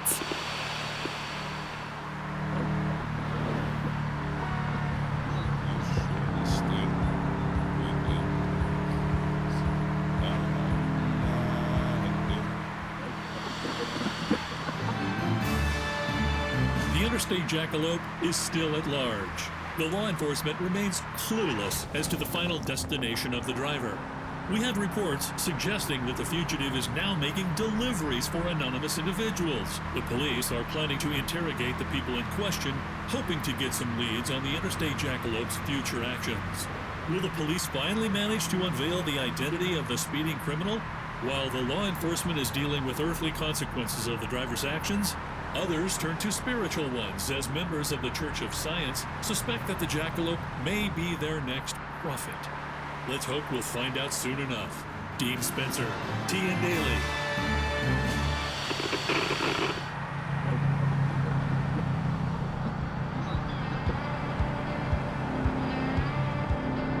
When you scream, that's the last time you... I'm just saying, it is possible for both conservatives and liberals to make sense from time to time. But those are rare occasions, Miranda. Everyone believes they're the smartest, the sanest, and that they're the only truth tellers in the room. And the thing is, neither the right nor the left has a monopoly on truth. No one's innocent in this fight. And the politicians are all radicalizing the society. And what does an average Joe do when thrown into that conflict? If his head doesn't explode first, he picks a side and fights until there's blood. Or worse. No, Miranda. Life is really more complex than the narratives that both sides keep feeding us.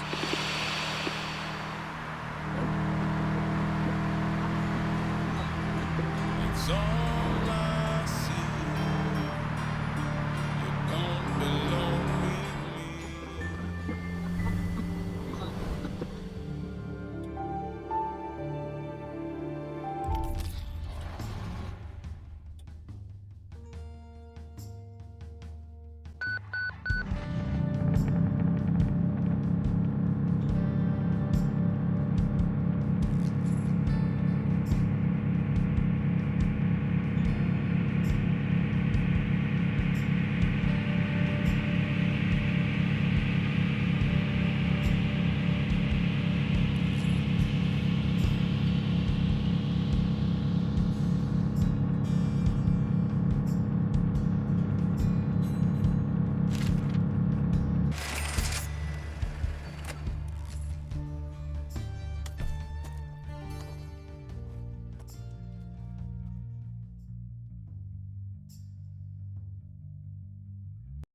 A little boy runs up to you while you're stretching your legs.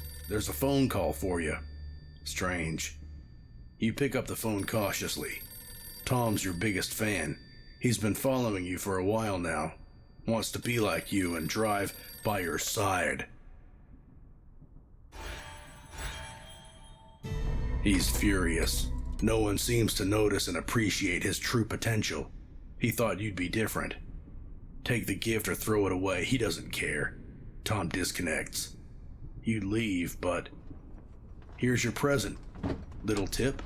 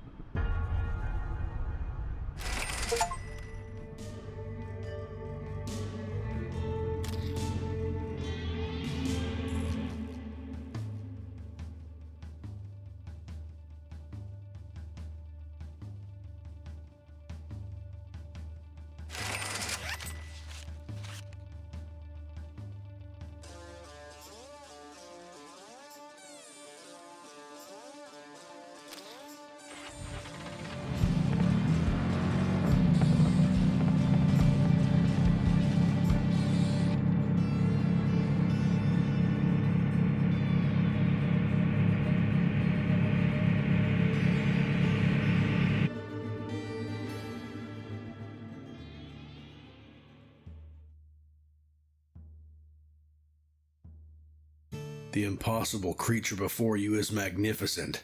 Its horns are crooked. Its fur shines. There's no fear in its gaze, just curiosity. Is there intelligence in those eyes? Is the jackalope trying to tell you something? Or is it just a silly beast, an evolutionary dead end? What is the jackalope really?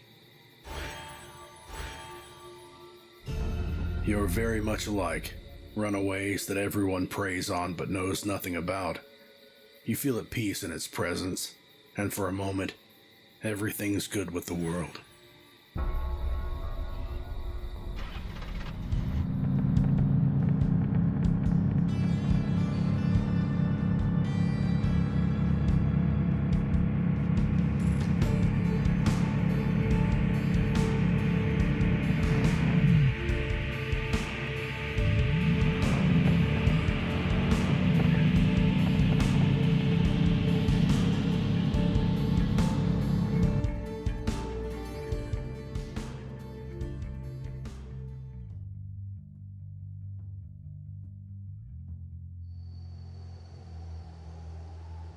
Your journey is quiet for a change.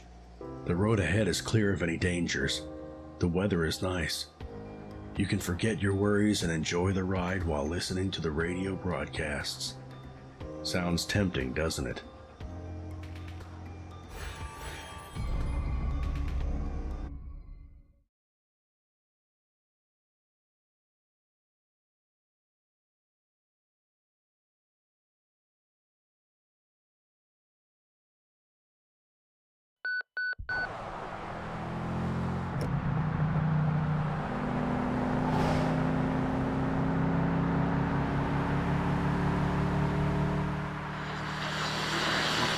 Miranda, what do we know about America's Most Wanted? He's got friends? I think not. Sensing the lonely guy vibes from him. You know, the type, withdrawn, isolated. You never know if he's just quiet or planning to start a computer company in his garage that will be worth billions one day. Who do you chat with on your epic journey, Jackalope? An imaginary friend? Is there a voice in your head? A fluffy teddy bear on the passenger seat? Are you monologuing to him about how deeply misunderstood you are? How complicated and confusing life is? Or maybe I'm your imaginary friend. JC the Savior? That'd be cool. Don't panic. You're not weird. You beautiful, pathetic motherfucker.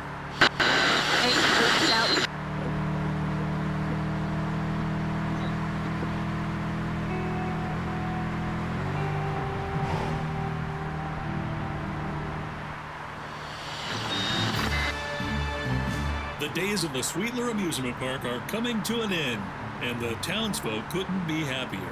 One of the country's largest parks is facing demolition after almost 67 years.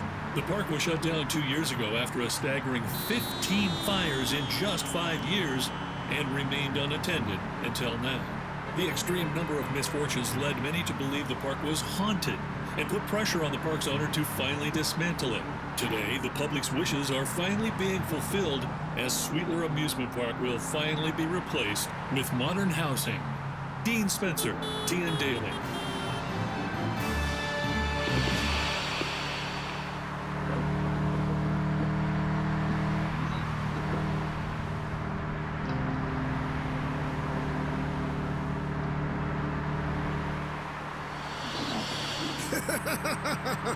Dear Hunter meant you traveled from town to town because a random person asked.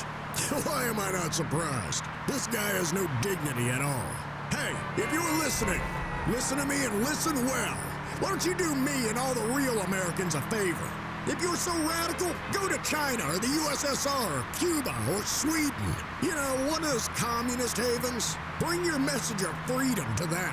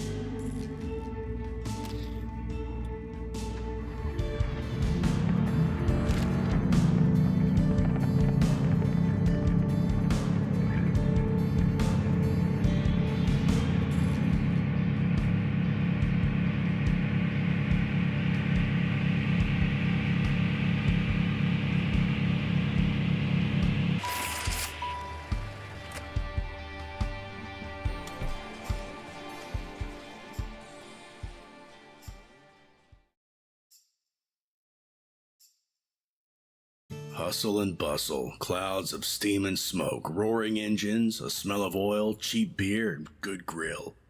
You used to love these places. No wonder you immediately found a common language with 3 truckers occupying the nearby table. But one of them is drunk and quickly starts taunting you. You know his type, works too hard, doesn't earn enough, and thinks badly of himself. Is it really worth getting into a fight?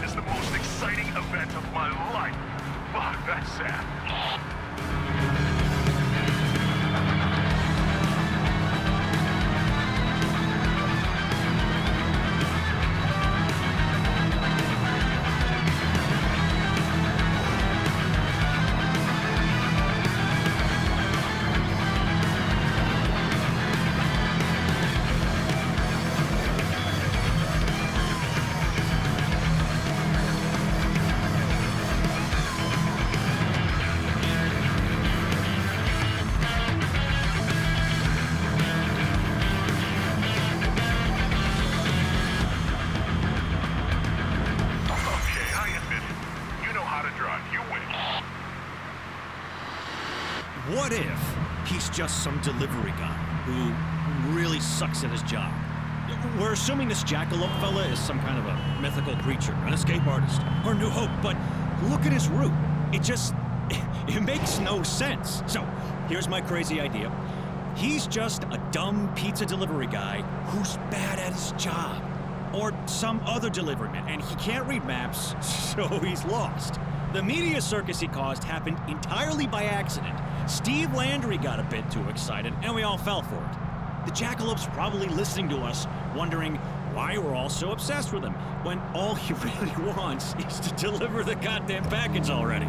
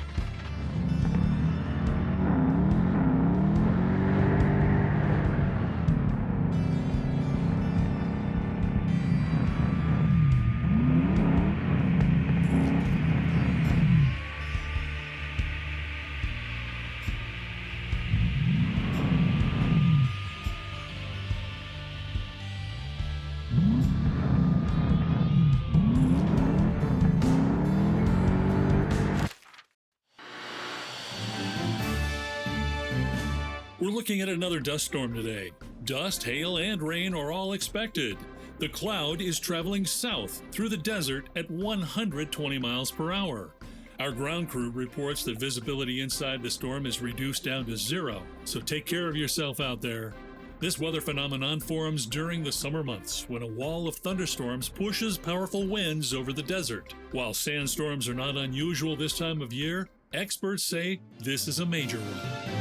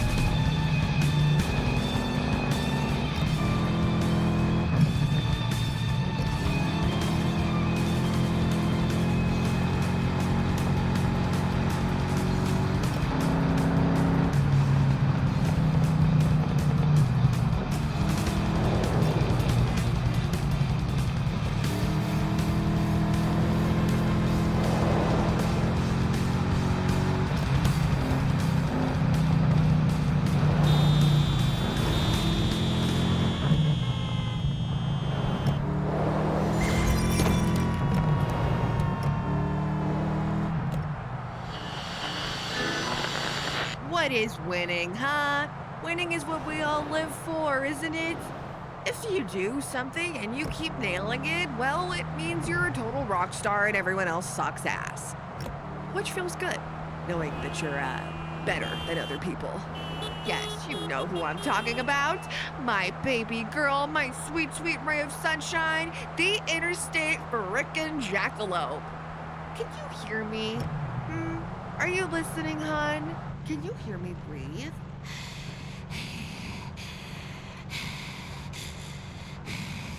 Congratulations on winning that race. You're a true winner.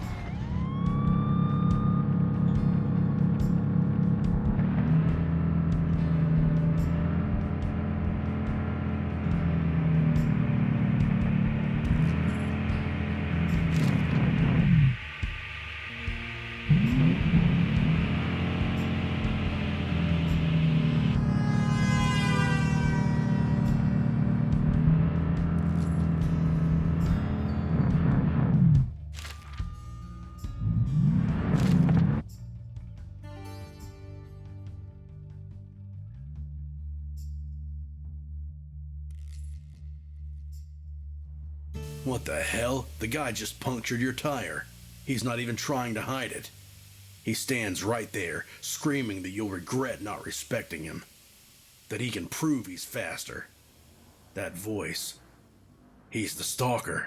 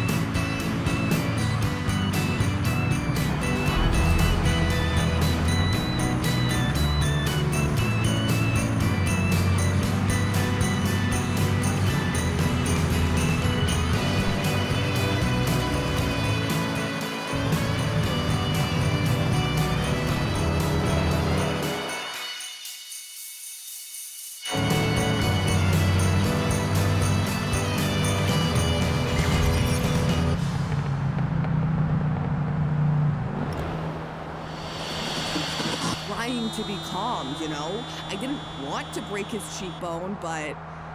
What? Oh, hell yeah! Do you guys know what fucking happened?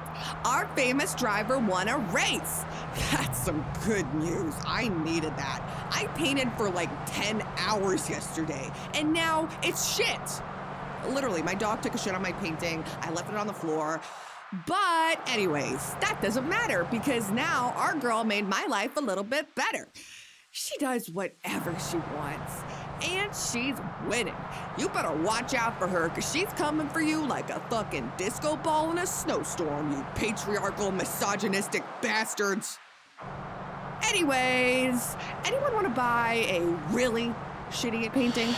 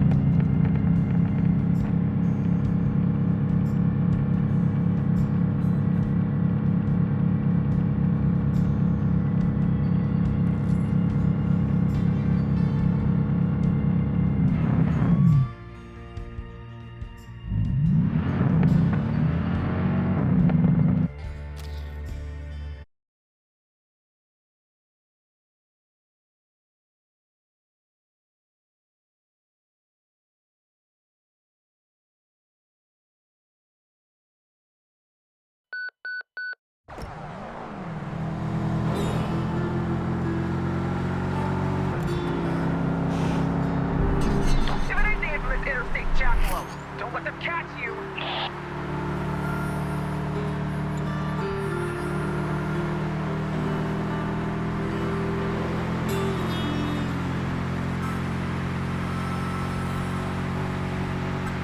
You're that speed devil from the radio.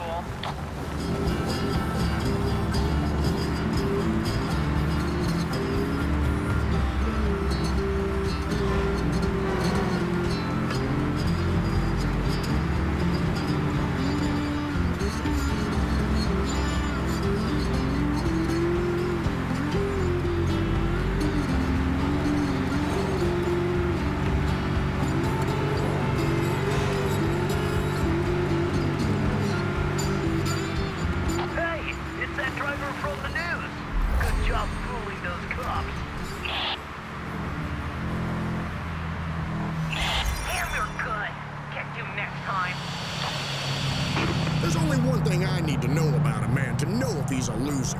Is he divorced? Yes? Then he's a failure. You see, protecting your nest, taking care of your offspring, keeping your female close, that's every man's prerogative. There's no greater defeat for a fella than losing and/or destroying their family. Simple as that. Take this J.C. Leonard, for example. Should he cheat on his wife? Not for me to judge. A man has his needs, but confessing to it and destroying his family as a result? That's unacceptable. It should be illegal.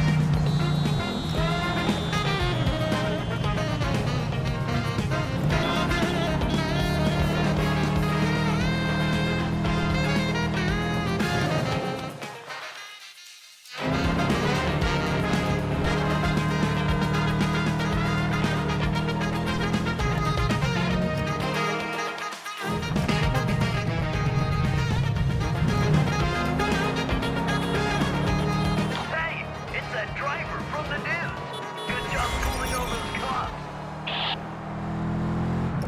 You know, been hearing all them rumors in here saying, I thought to myself, heck, he sounds like a right maniac to me.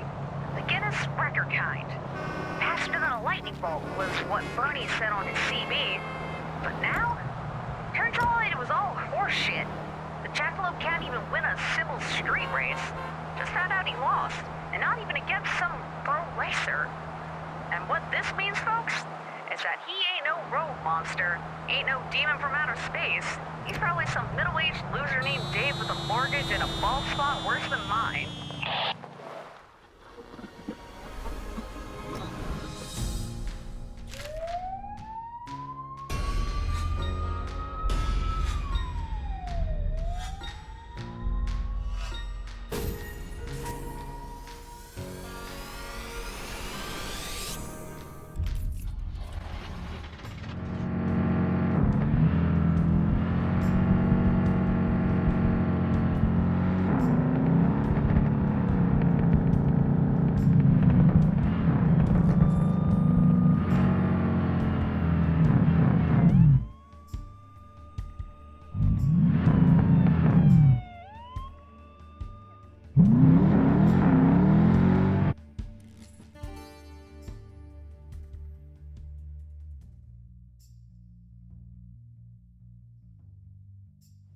The stalker. Hearing about you on the news opened up old wounds. He thought chasing after you would make him more like you, but it didn't. His father, an infamous racer, is still dead, his legacy gone along with him. And now his only son popped up on the police radar after stealing some rich guy's car. Here, I won't need this anymore. It's his father's old racing kit. You want to say something, you feel like you should, like this is the right moment. You take the kit from him and tell him.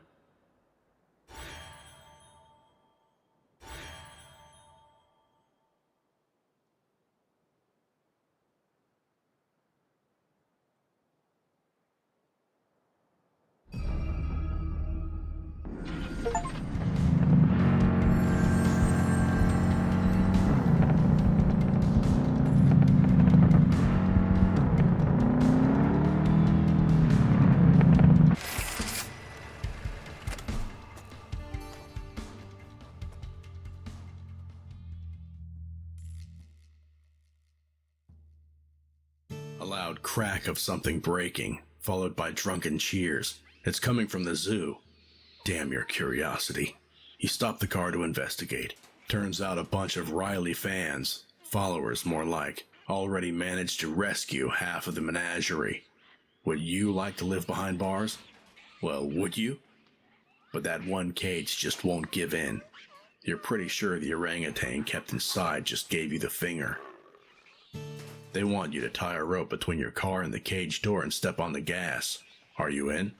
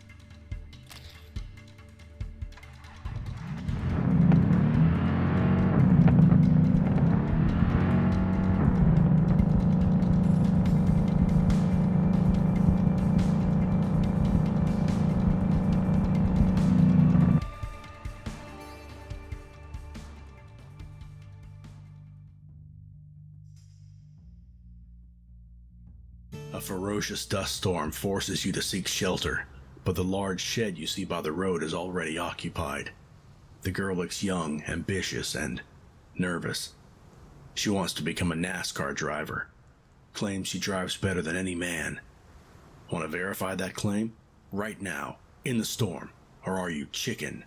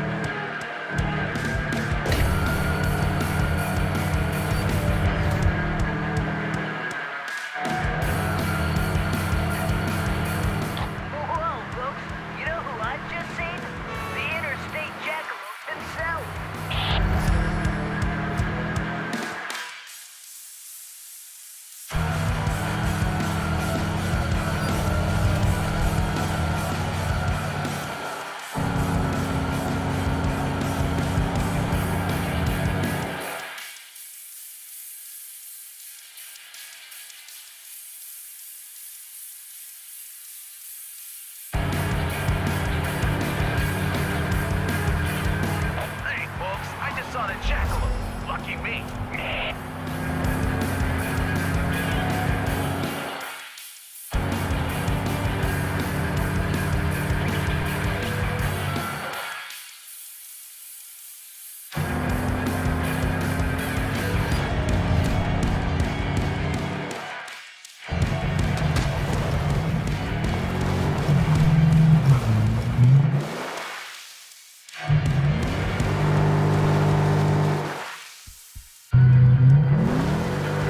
Oh my, it really is you, the interstate Jackalope.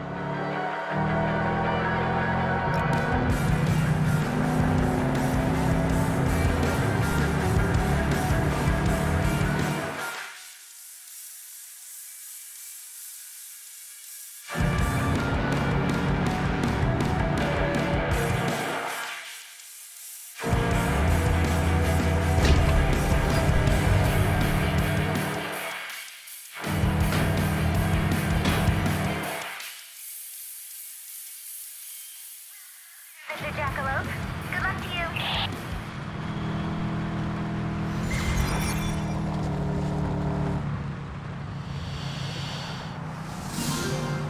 Now close your eyes and take a deep breath. Be free. The world around you fades away. Your problems are gone. Be bold. You're safe and young again. Be yourself. No responsibilities, no stress, no work. Regret nothing. It's evening after a long summer day. You're on a road trip. You hear that? That's the crackling of a bonfire. A pop of a marshmallow. Your friends are laughing. Trees are rustling.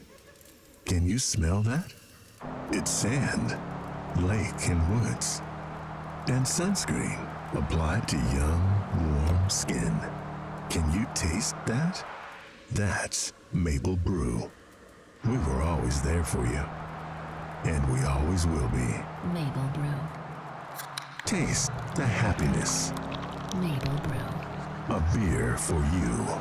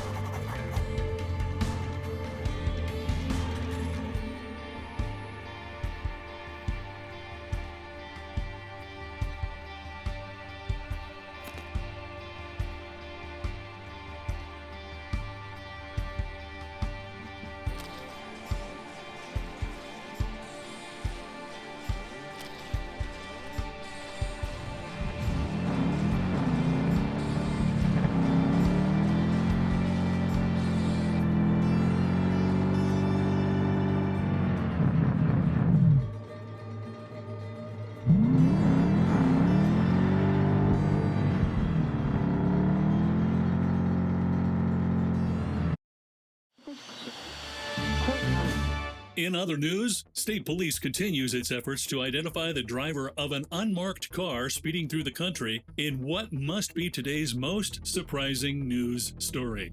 The police believe that the driver came from Michigan, where he was seen for the first time. Our sources suggest that it might be a woman, an ex-race driver, struggling with mental issues. In the past few hours, patrols from different counties made numerous efforts to stop the driver, but every time the driver managed to slip away. TN Daily's correspondent Martin Wise interviewed a highway patrolman from Bain County. That's right, Jake. I'm speaking to Sergeant Phil Colvin.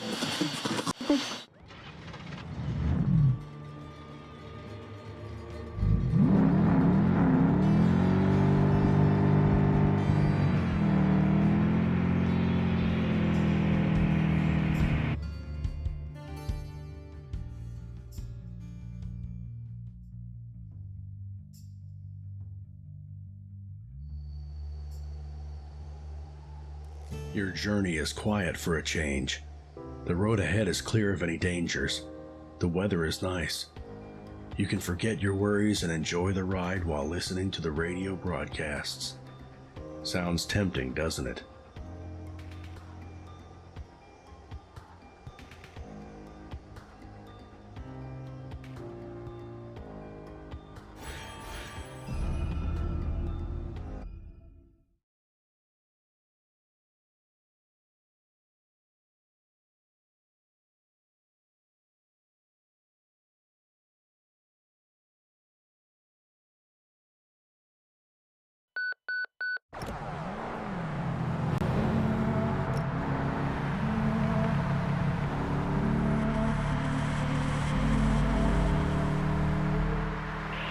Attention all units, be advised. We are looking for an unknown brand. You'll know it when you see it. A suspect is driving like has violated speed limits in multiple counties. Possible 10. Be ready for a high-speed pursuit. Any details on the driver? That's a negative.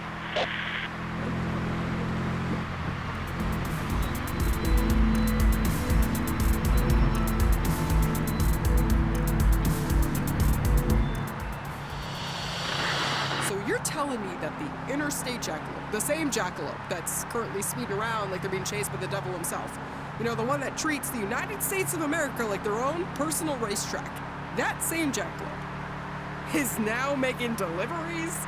Does that sound right to you? Because why in the hell would they stop to help out a random stranger? It makes no sense. Unless, and hear me out, this package is important. Like, I don't know, like the jackalope's going around trying to find a heart for their dying mother or something. I'll get back to you folks, but I think I'm onto something here.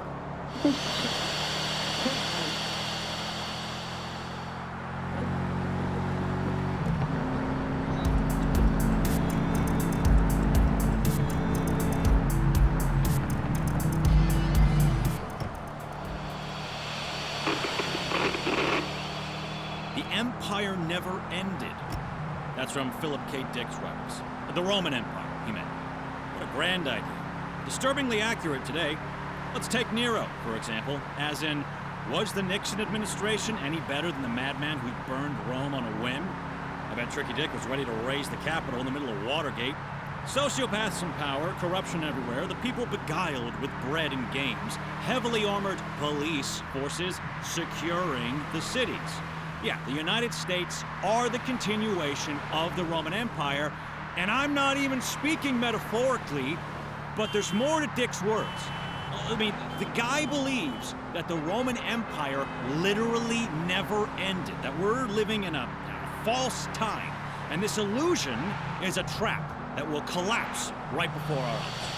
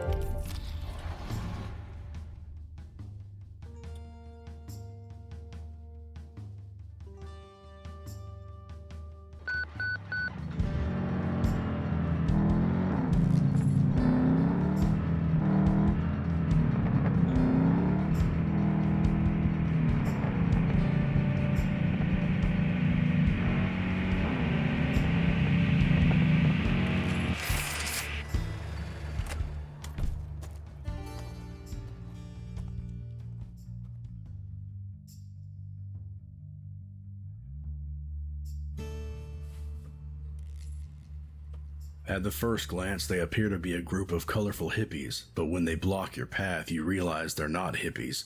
They're just trouble. These junkies are so high you have no doubt you'll win the fight. But are you willing to attract attention just to save a few bucks?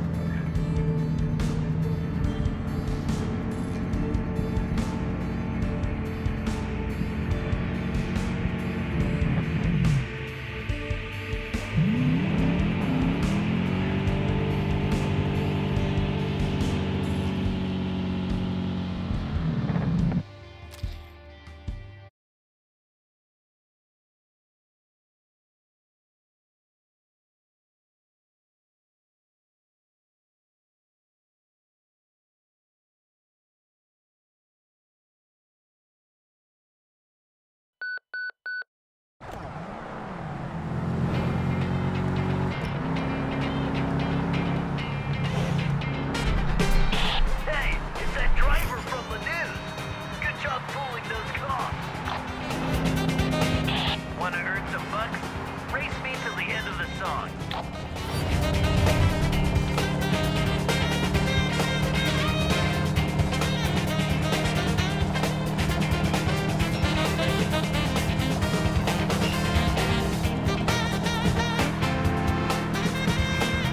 You may have overtaken me now, but the race ain't over yet.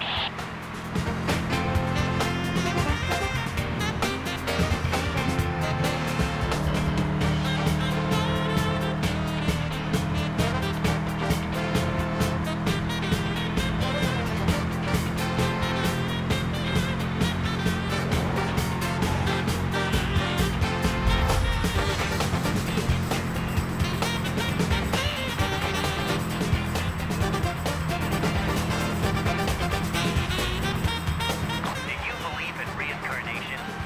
'Cause I feel like we've already raced in a past life.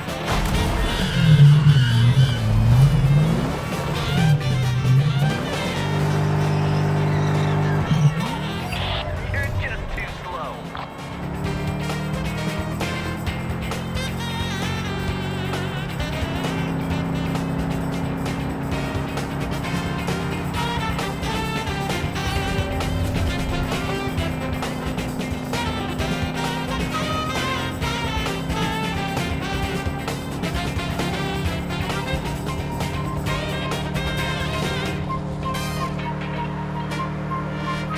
You may have overtaken me now, but the race ain't over yet.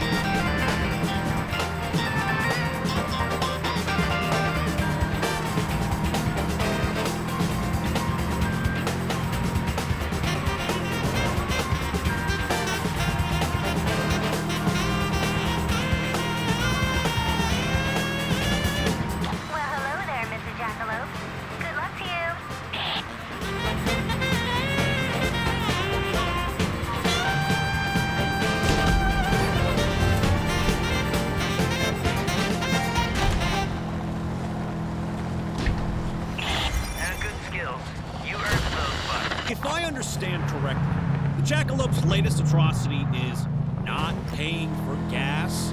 That's horseshit. And we all know. I mean, this country's totally dependent on oil and car industries. The big three literally control our politics. Detroit's an unofficial capital of the United States. And the wars we're fighting, the oil barons are behind all of them.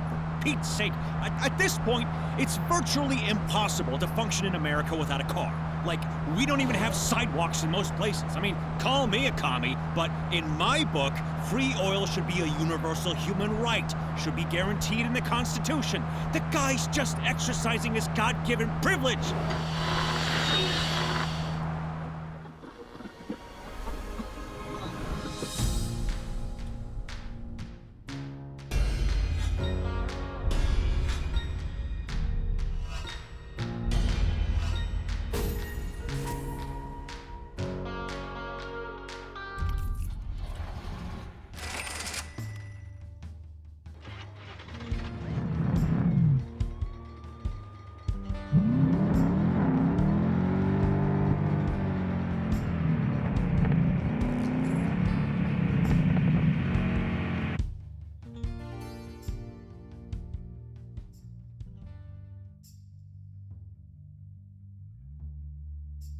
The thirst makes the drive unbearable.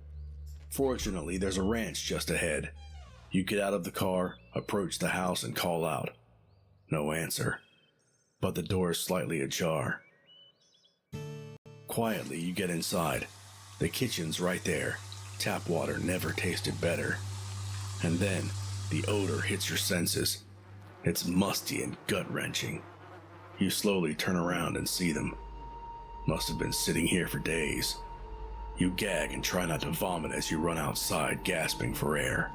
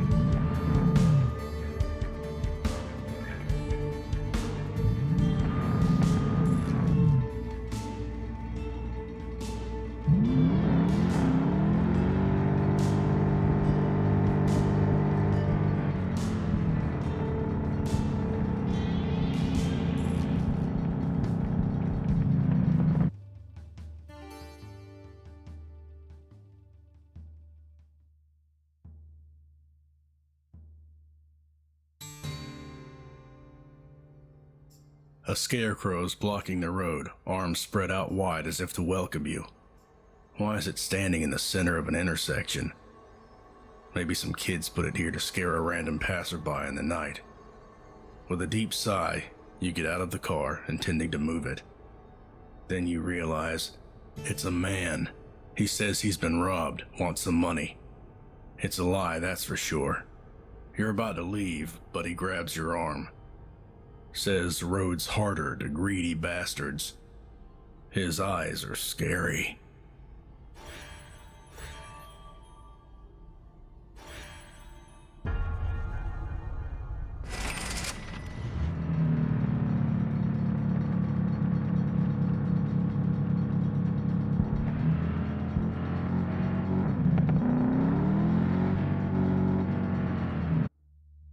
The opponent's here, ready to face you as always. Looking at their car, you realize you know who they are. It doesn't feel like a revelation. The missing piece must have popped into your mind some time ago, but you were too busy running to notice. It's you who you're against. You are the best driver alive. Another memory emerges. Tired of all the fame and stress, you signed a deal. It offered an escape from all the fears and guilt. But the way the contract was worded, you escaped, kind of, and as a result got trapped in an endless cycle of escape. As much as you'd like to explore that memory, now's not the time. The race begins.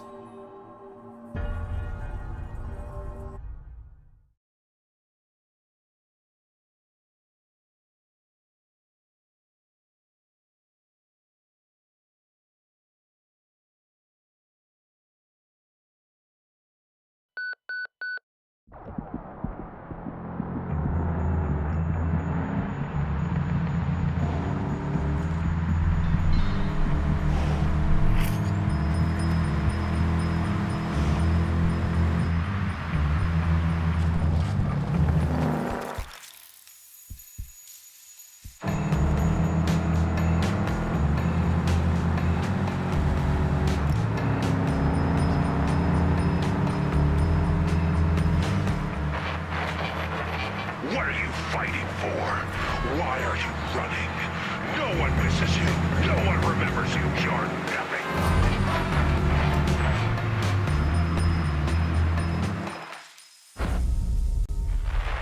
Oh, the politics. Oh, there's more to it than meets the eye, am I right?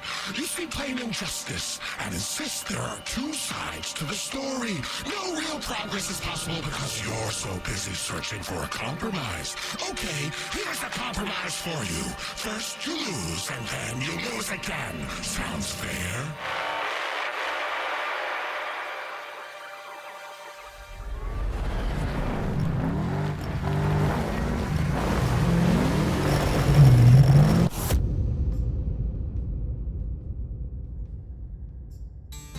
That voice, you recognize it now. It's him, the trickster. He came while you were at the bottom, offered an easy way out. It sounded so tempting, and you were tired. So you said yes, but it was a trap. Seems so obvious now. The deal is, in order to break free, you must defeat the greatest living driver, yourself. An impossible feat, especially with the devil pulling his tricks, blinding you every time. There has to be some other way to beat the ghost driver and break the loop. You'll figure it out this time. Okay, past me. One last challenge, you think to yourself as you die and dive into another loop.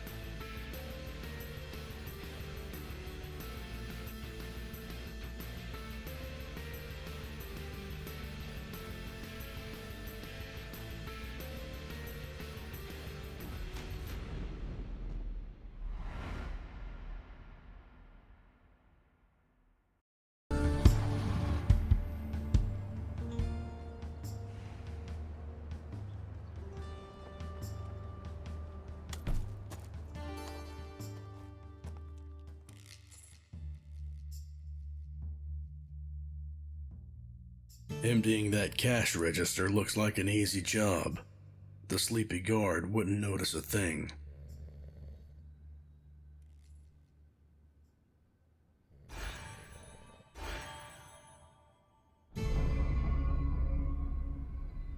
He wasn't sleepy, he was alert. Need money? He asks and offers to introduce you to his boss, who... Does this weasel think he's a rock star? Says there's a job for you. He'll deliver a package to an actual rock star. To Nevada. What do you say?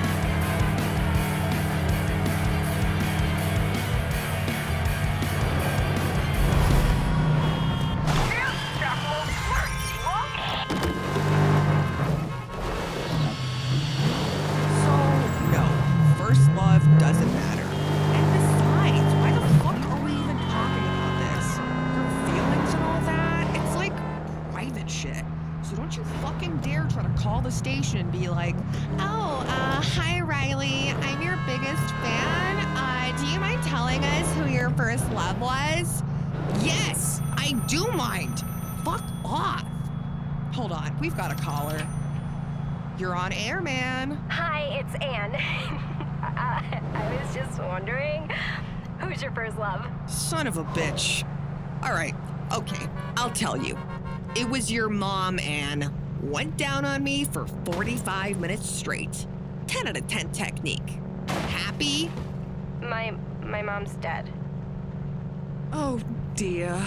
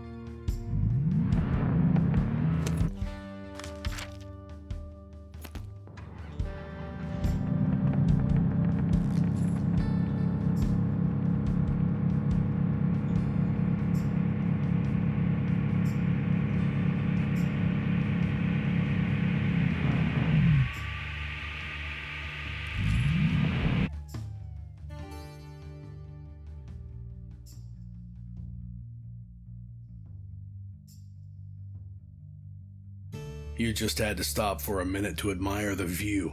It's calm, beautiful. The police car catches you off guard, but the cop isn't trying to arrest you. Yet? I recognize your car, Jackalope. How's the run? Is it everything you wanted?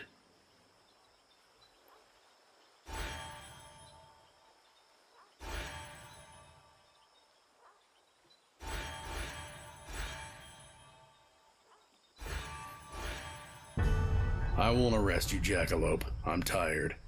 If you want to run, then run. You both stand there for some time, then go your separate ways.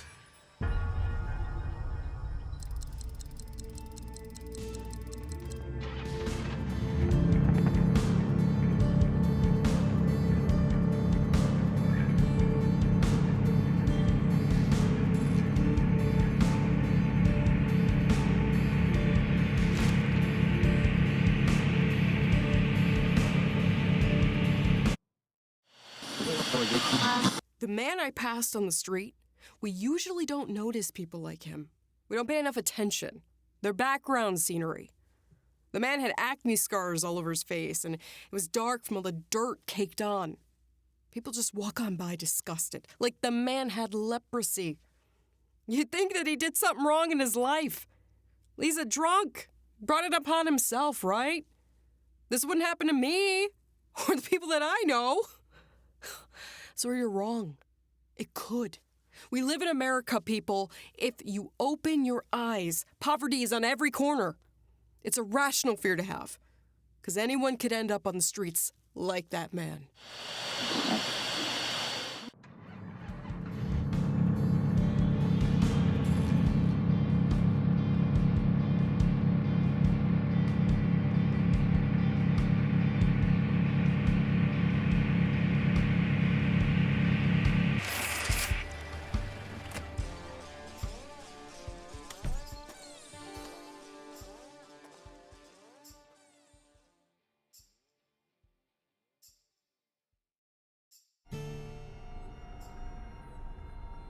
A tacky house of mirrors. No idea what brought you here. You see your tired self at first, but then... is it some kind of trick? Faces appear. They seem all too familiar. What the hell is going on? Overwhelmed by fear, you break the mirrors into pieces. You're screaming. The cashier is screaming. And then, you run. Mind racing 1,000,000 miles per minute.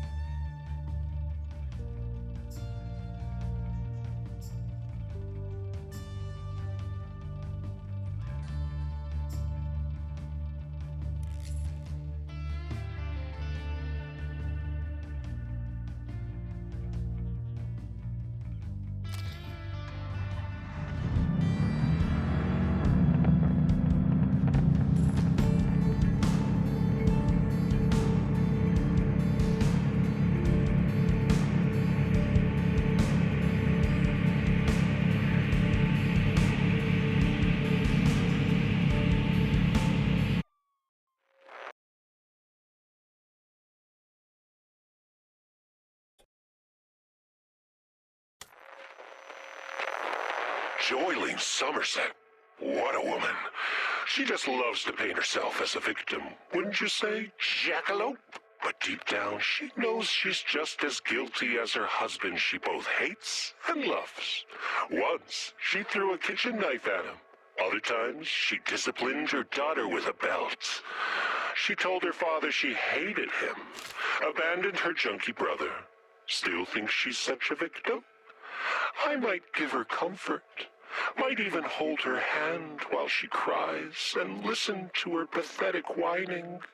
She will begin to understand. Bottomless despair is the only way. I'll open the gates for her.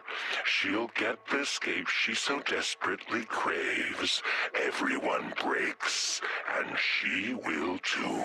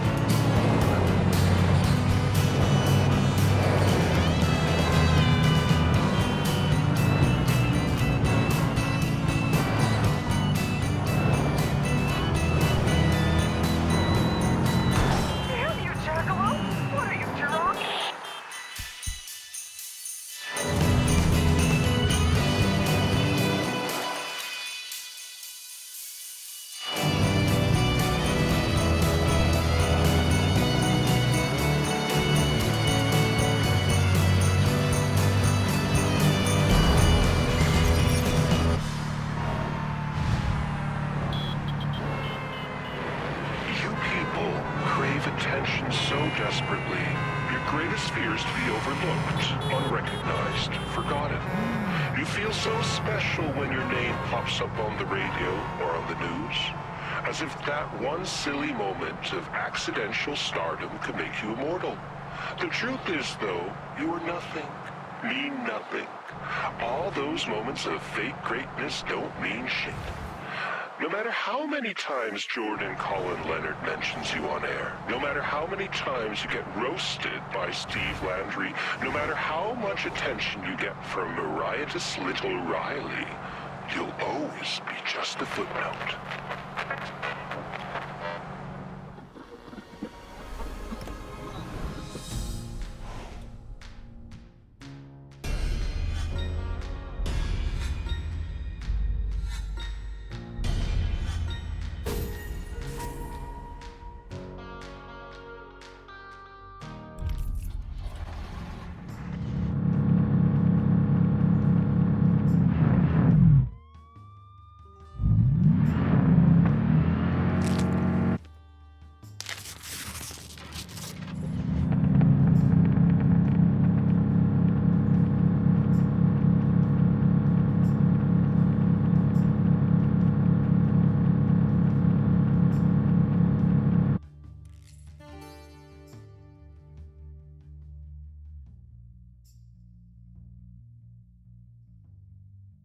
The boy runs out onto the road, desperately waving his arms.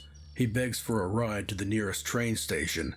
You notice 2 policemen watching from a distance. Seems they're looking for an excuse to arrest him.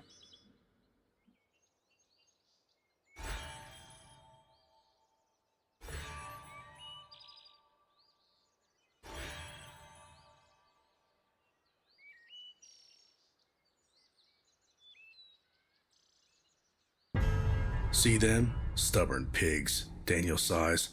He has another request. Take this vinyl to Nevada. Maybe his rock and roll hero will like it.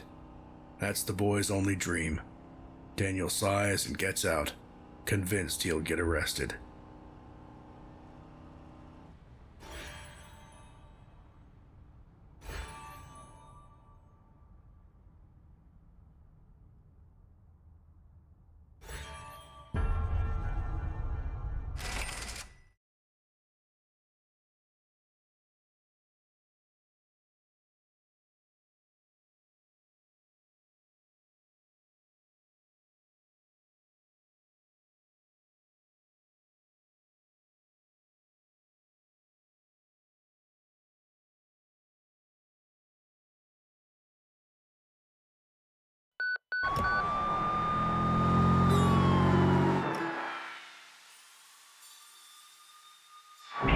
Dispatch, we have a visual on the suspect.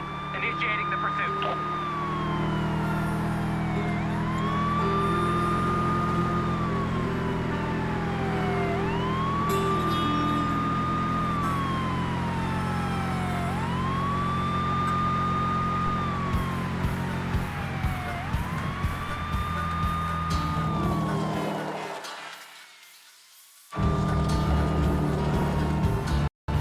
Holy crap! Gotta respect those driving skills.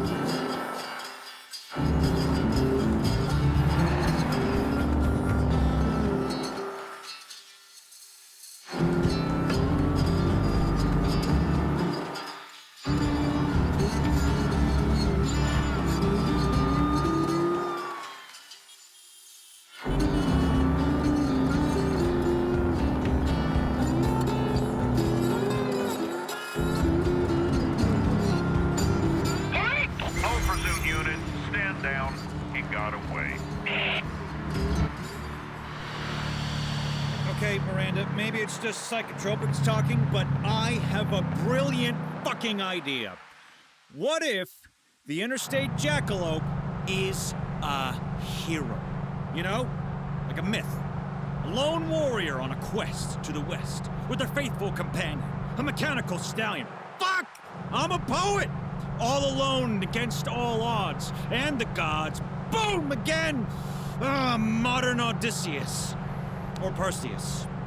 That was too easy. What? Of course Odysseus' myth ends well. Sure, it took him 10 years, but he got back to Penelope eventually. And the Jackalope story will end well too. Someday, he will break free. I just hope I'll still be around to witness it.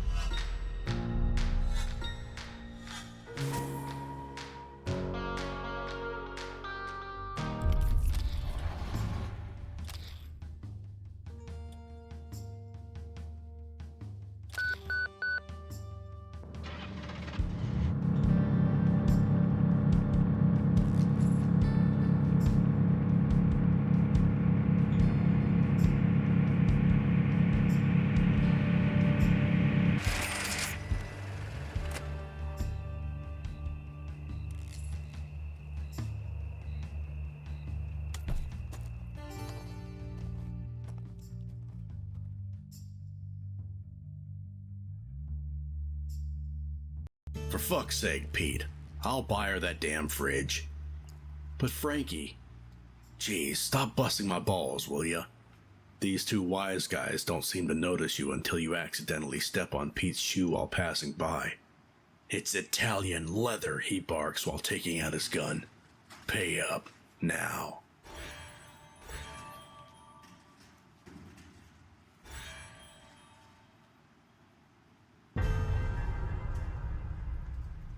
You give them your money.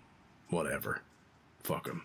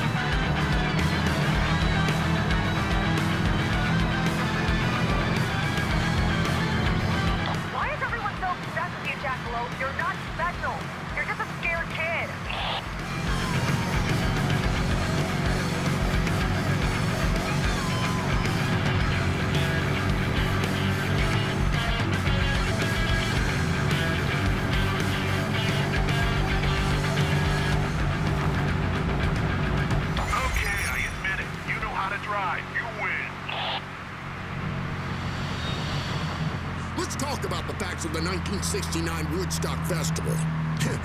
The only thing we know for sure, there's still much to uncover. At least 28 deaths covered up by the promoters.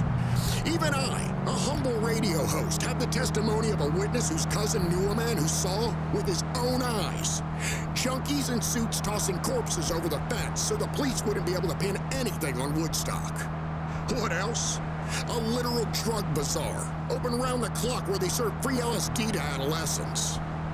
Reports of a profane orgy for the glory of Cthulhu himself. The documented appearance of at least one lizard man. Oh, and Adolf Hitler, though it's still unclear whether he was in his human or lizard form.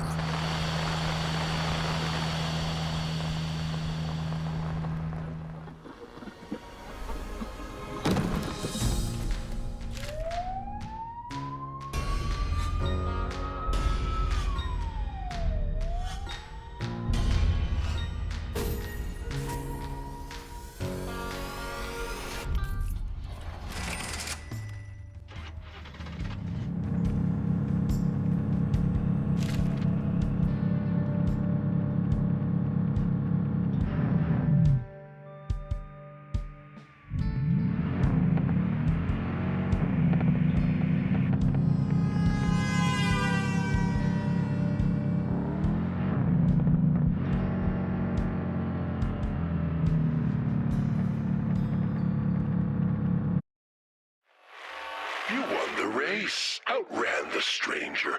You felt good. Your brain chemistry checked out. Endorphins were injected into the neural system. Objectively, you have accomplished nothing, mastered a useless skill. And yet, you felt important.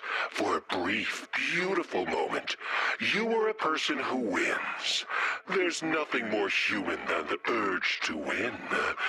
You own the Earth because you outran other primates, defeated natural predators, conquered nature. You're at the top. But the race is still on. No matter how many races you win, once you reach the finish line, that insatiable hunger will still be there. You'll race again and again and again.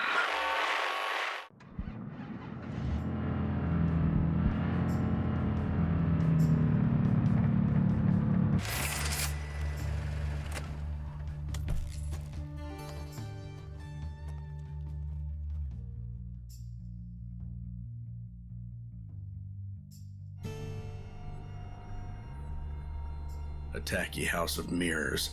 No idea what brought you here. You see your tired self at first, but then... is it some kind of trick? Faces appear. They seem all too familiar. What the hell is going on? Overwhelmed by fear, you break the mirrors into pieces. You're screaming. The cashier is screaming. And then, you run. Mind racing 1,000,000 miles per minute.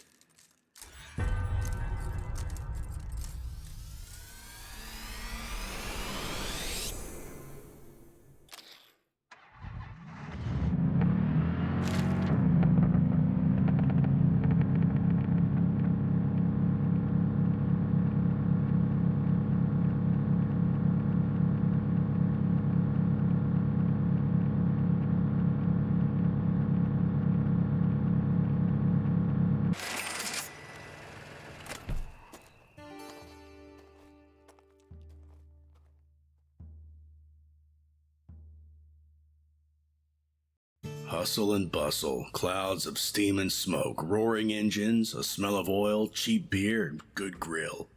You used to love these places. No wonder you immediately found a common language with 3 truckers occupying the nearby table. But one of them is drunk, and quickly starts taunting you. You know his type, works too hard, doesn't earn enough, and thinks badly of himself. Is it really worth getting into a fight?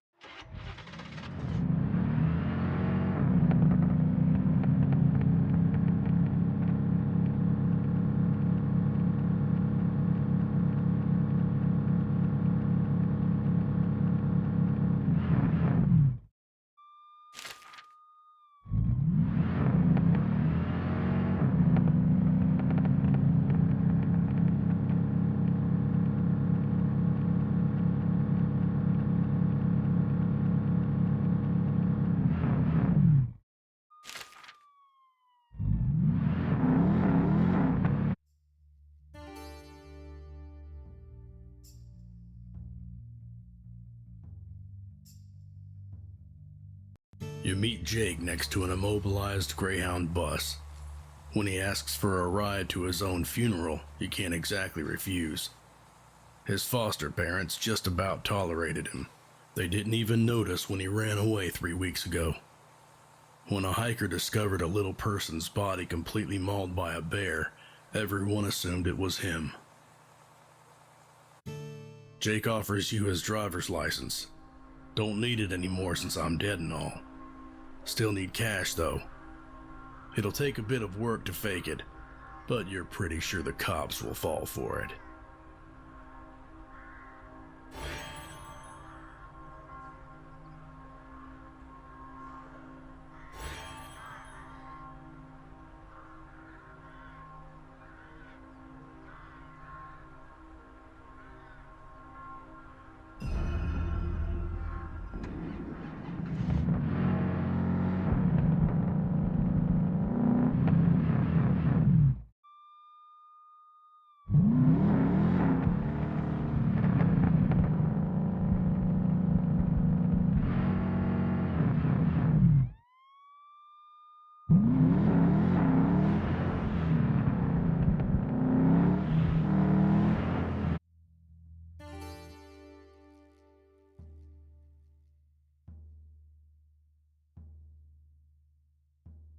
A man walking on the side of the road is dressed in a worn uniform.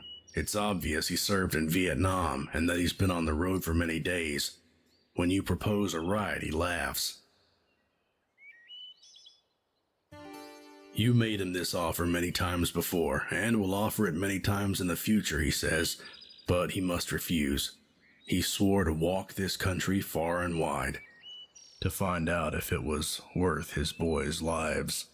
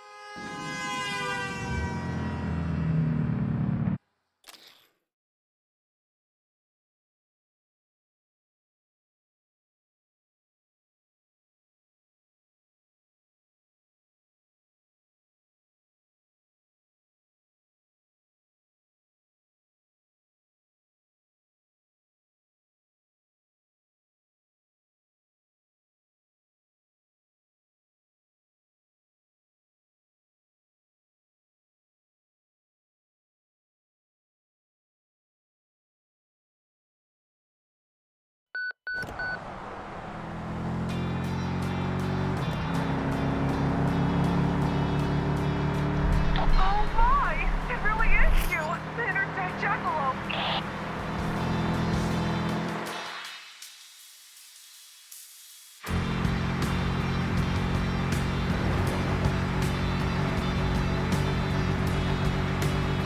Oh shit! You're the interstate Jackalope! Want to race for cash? And you're fast. I'm not giving up yet.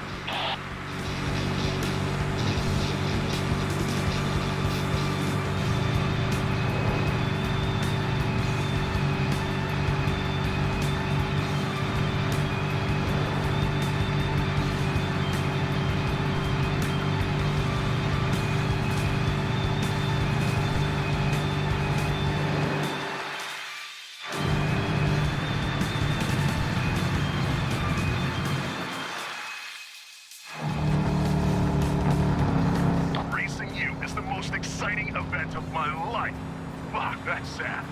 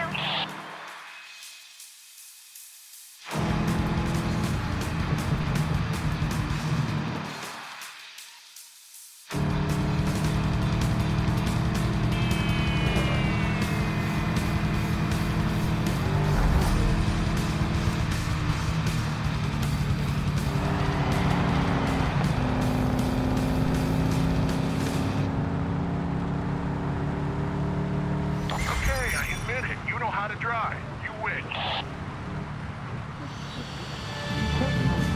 In other news, state police continues its efforts to identify the driver of an unmarked car speeding through the country in what must be today's most surprising news story.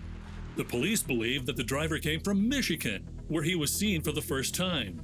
Our sources suggest that it might be a woman, an ex-race driver, struggling with mental issues. In the past few hours, patrols from different counties made numerous efforts to stop the driver, but every time the driver managed to slip away. TN Daily's correspondent Martin Wise interviewed a highway patrolman from Bain County. That's right, Jake. I'm speaking to Sergeant Phil Colton.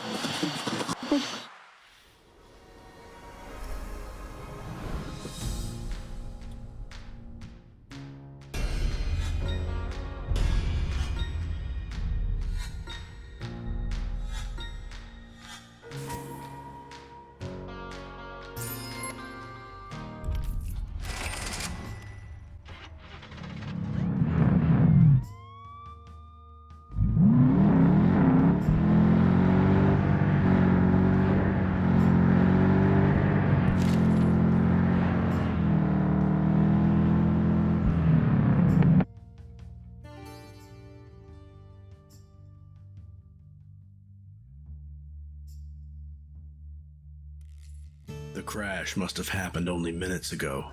The driver managed to crawl out of the wreck, barely alive. Now he looks at you in pain. You crouch down next to him. One doesn't have to be a doctor to understand he's dying. He reaches towards you. "Susie," he whispers, coughing up blood. Clearly, he's mistaking you for somebody else. "Please, you have to forgive me." You have no clue who Susie is or what he did to her. What you do know is that these are his final moments.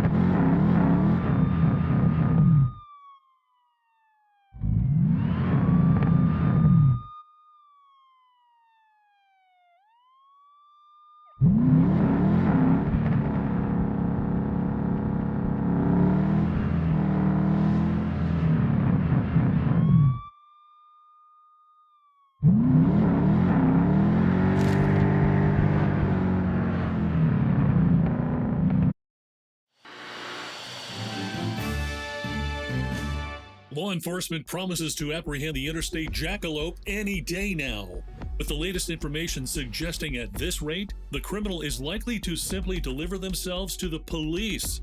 The chief of police, Commissioner Bright, informed TN Daily that recent sightings of the Jackalope suggest the fugitive is at their limits. The stress of remaining on the run and general fatigue are considered the major factors here. After all, the Jackalope is only human, as stated by Chief Bright, contrary to the popular belief that the racing fugitive is possessed by a Mayan demon. For the time being, the police are asking the public to remain indoors while promising the Jackalope's days on the road are numbered. Dean Spencer, TN Daily.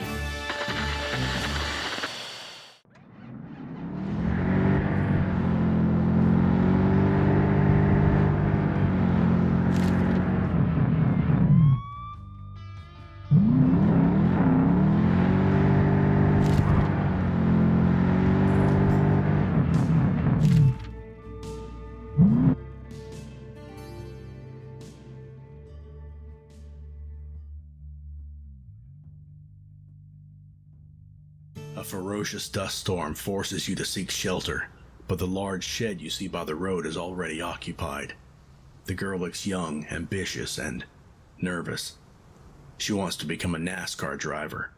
Claims she drives better than any man. Want to verify that claim? Right now, in the storm. Or are you chicken?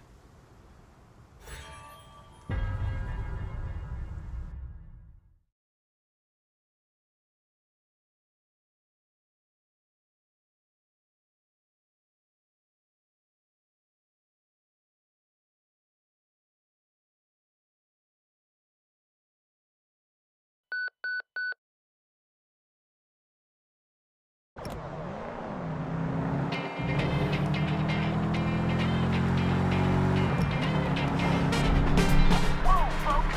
You know who I just seen? The interstate Jackalope himself!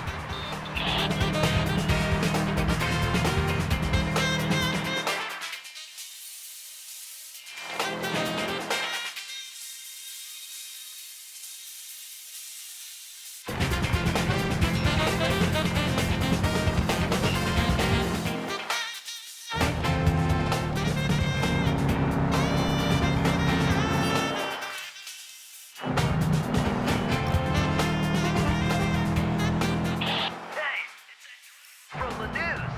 Good job pulling those cops.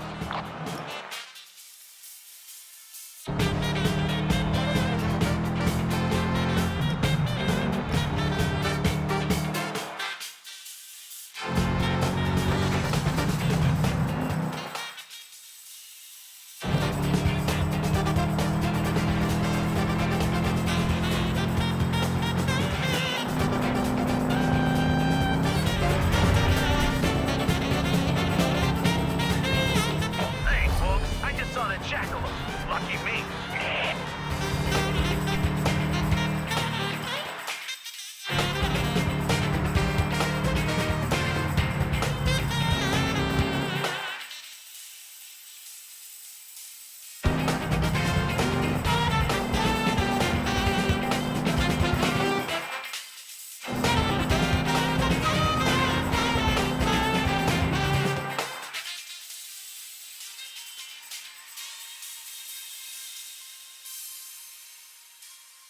The speedster, the interstate Jackalope. Holy smokes!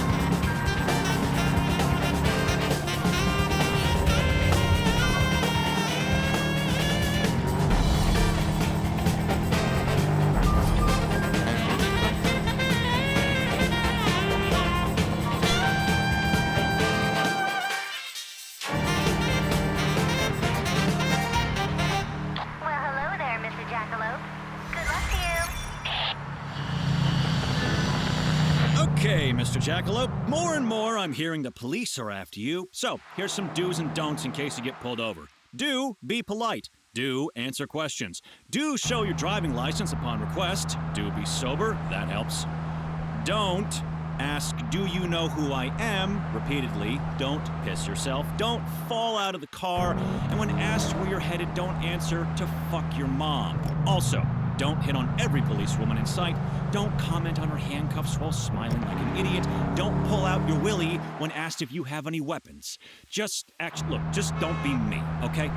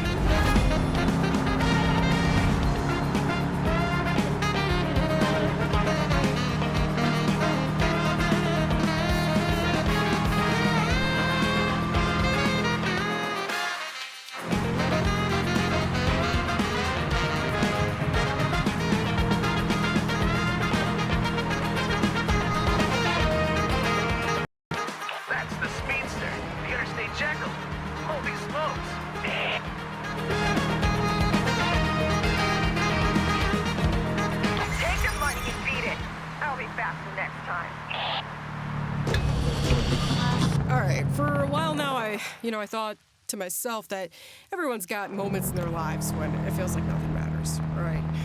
You just want to get your keys, put your foot on the gas, and get as far away as possible. But here's the thing. When it becomes clear on this little adventure of yours that you're so goddamn tired that you can't keep your eyes open, then maybe, just maybe, you should, I don't know, pull over?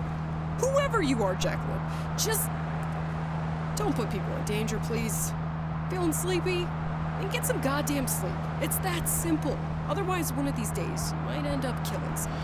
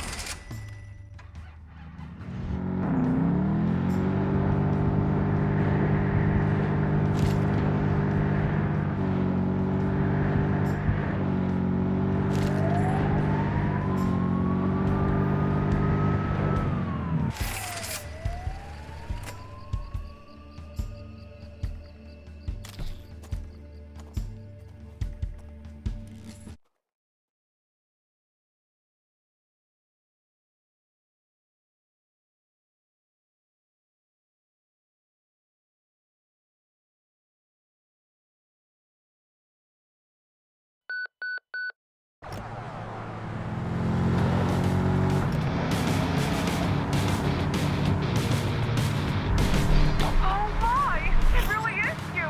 The interstate Jackalope!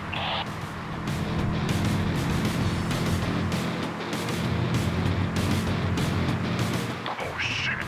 You're the interstate Jackalope. Want a race for cash? You think you're faster? You just got lucky.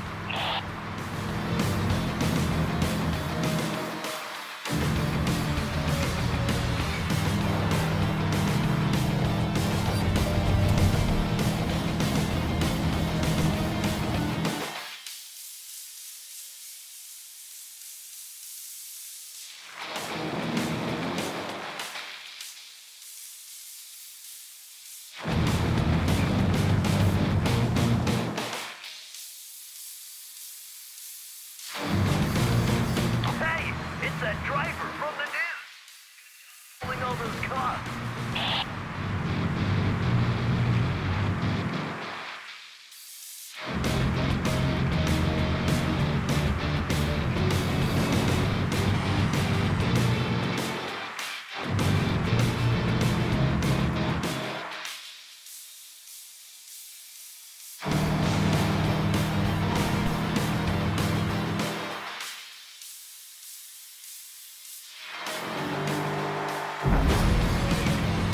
Hey folks, I just saw the Jackalope. Lucky me.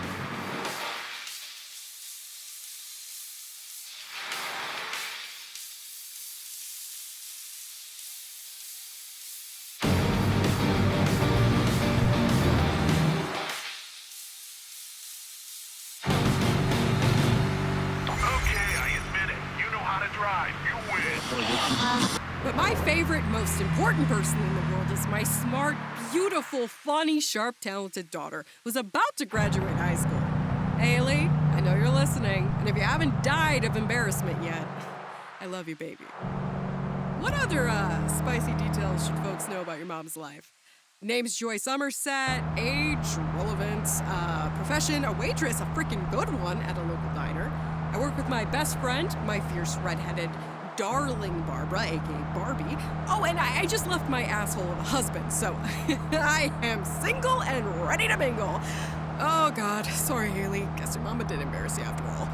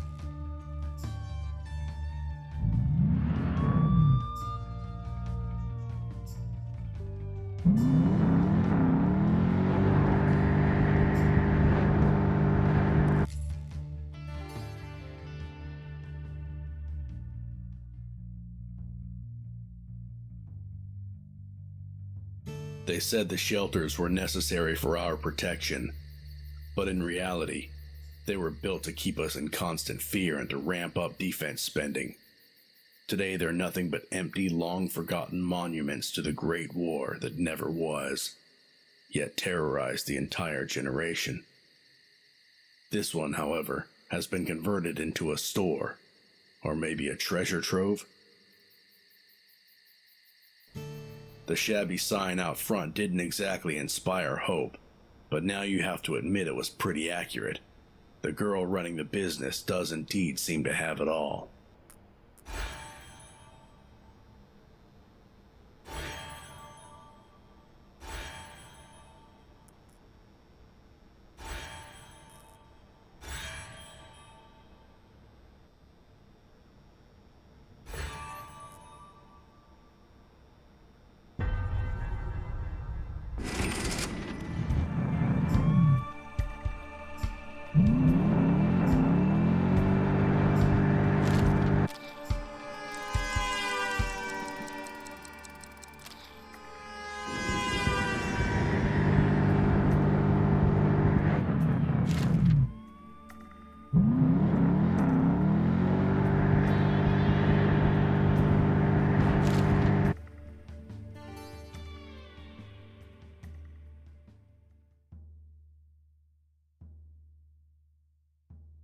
You stop the car.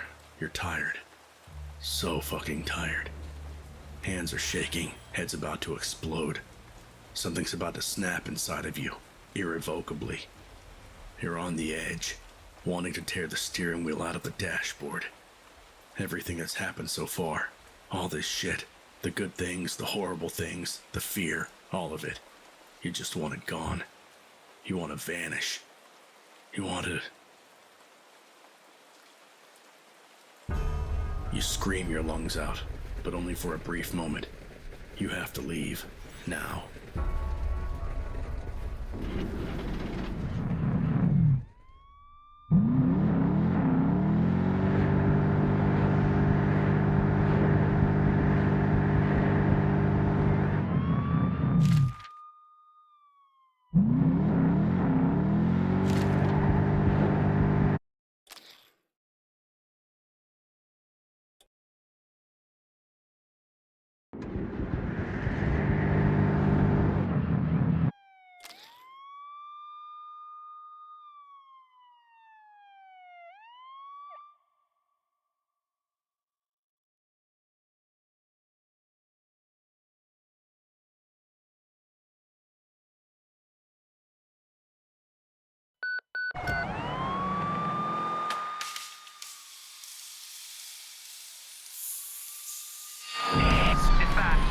Visual on the suspect.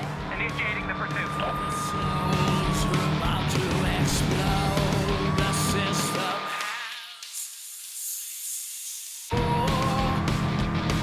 my goddamn stubborn ignorance and spoken words can kill the host. Like parasite fed on lies. Let me be broken. Oh my, it really is you. The interstate Jackalope.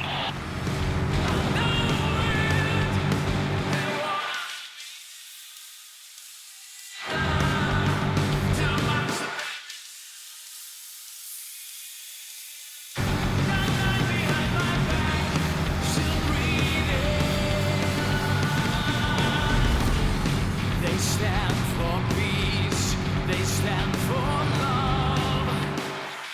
Uniforms with deadly toys, who dares to Driver, this is the police. Pull over immediately. Commander, put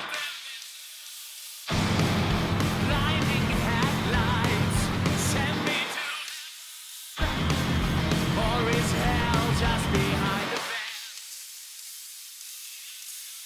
eyes? I'm broken. I'm in pursuit ahead of the suspect. I'll try and block him.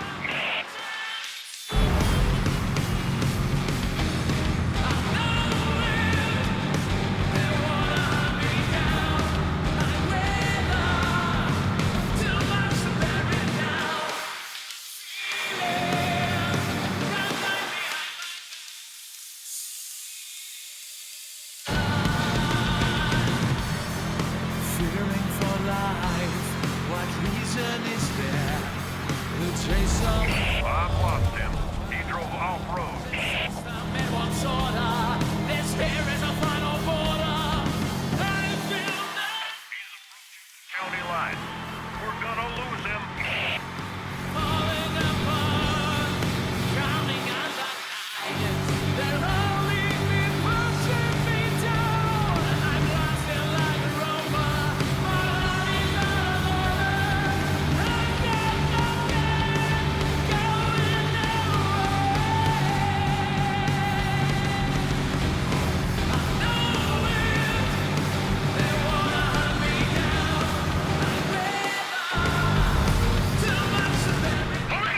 Stop the vehicle and turn off the engine right now.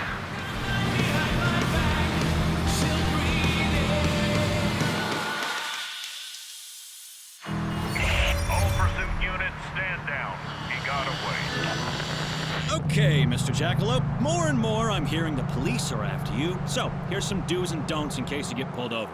Do be polite. Do answer questions. Do show your driving license upon request. Do be sober, that helps. Don't ask, do you know who I am? Repeatedly. Don't piss yourself. Don't fall out of the car. And when asked where you're headed, don't answer to fuck your mom. Also, don't hit on every policewoman in sight.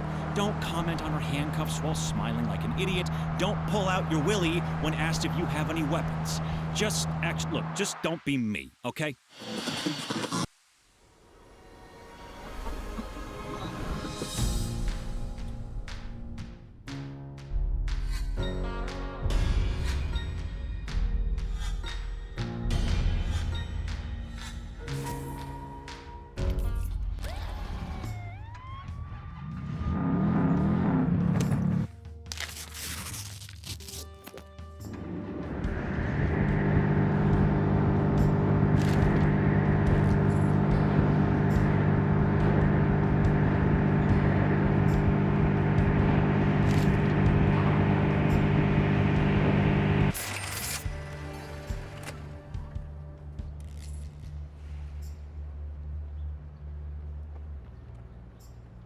Las Vegas, Nevada. The Strip. The hotel's stage is currently occupied by the greatest legend of rock and roll. No doubt you're too poor to buy a proper ticket for his show, but you see the backstage entrance, guarded by one big scary fella. You get inside just in time to see him perform his last song of the night, Curtain. Roaring ovation. The usual post-show chaos. And then suddenly, he's right in front of you. He smiles. You melt. Speak, for Pete's sake.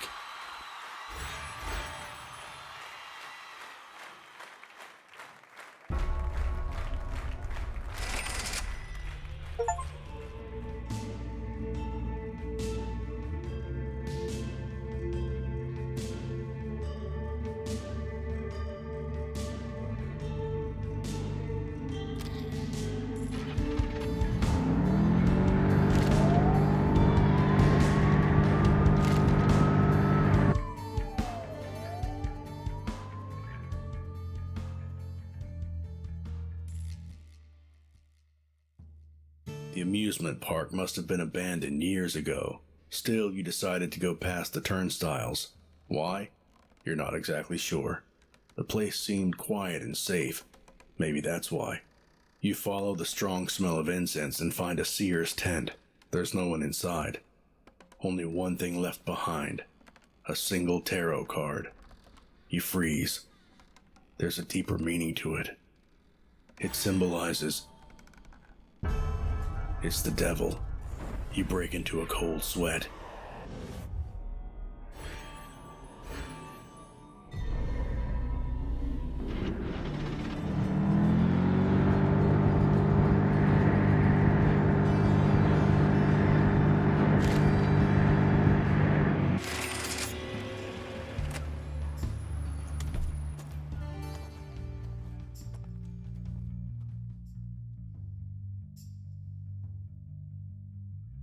You finally find a parking spot, but before you can exit the car, some guy gets in from the passenger side. He's furious. About fucking time. Alejandro's waiting. You don't even know where the place is? Jeez, take a left. Intrigued, you follow his directions and end up at a photo studio. Turns out they mistook you for a model, and you're going along with it. Why not? They're paying cash. You'll try to look... Más emoción! Are you a professional or not? Alejandro shouts repeatedly. When you're done, they pay you a little. You gotta bail, though. The real model finally arrived.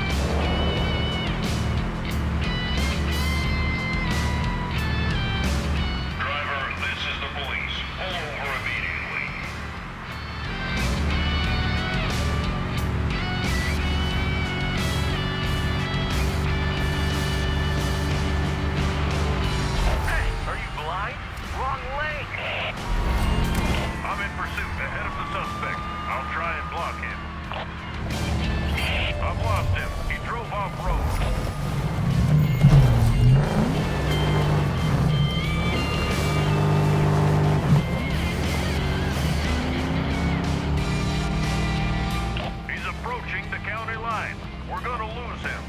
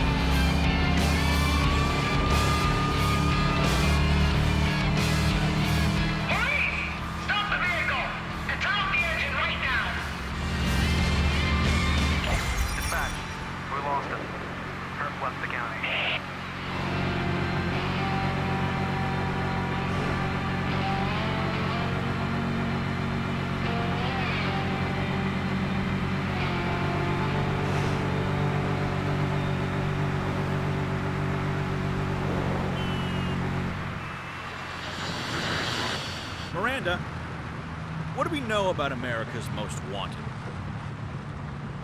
Think he's got friends? I think not. Sensing the lonely guy vibes from him. You know the type, withdrawn, isolated. You never know if he's just quiet or planning to start a computer company in his garage that will be worth billions one day. Who do you chat with on your epic journey, Jackalope? An imaginary friend? Is there a voice in your head? Fluffy teddy bear on the passenger seat? Are you monologuing to him about how deeply misunderstood you are? How complicated and confusing life is? Or maybe I'm your imaginary friend. JC the Savior? That'd be cool. Don't panic. You're not weird. You beautiful, pathetic motherfucker.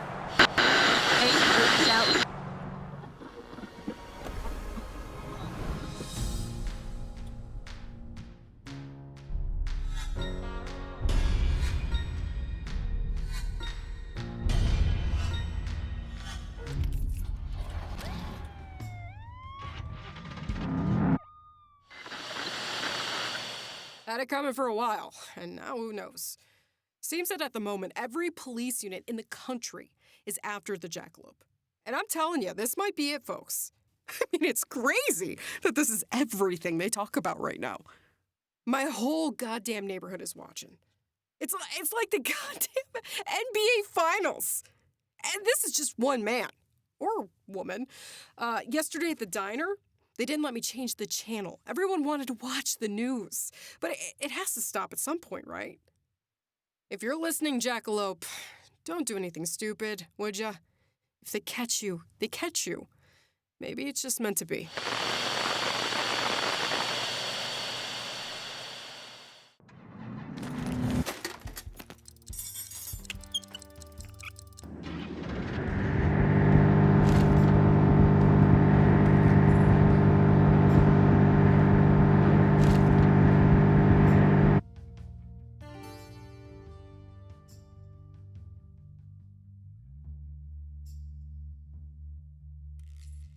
The shortcut took you through the side of a former internment camp for Japanese Americans.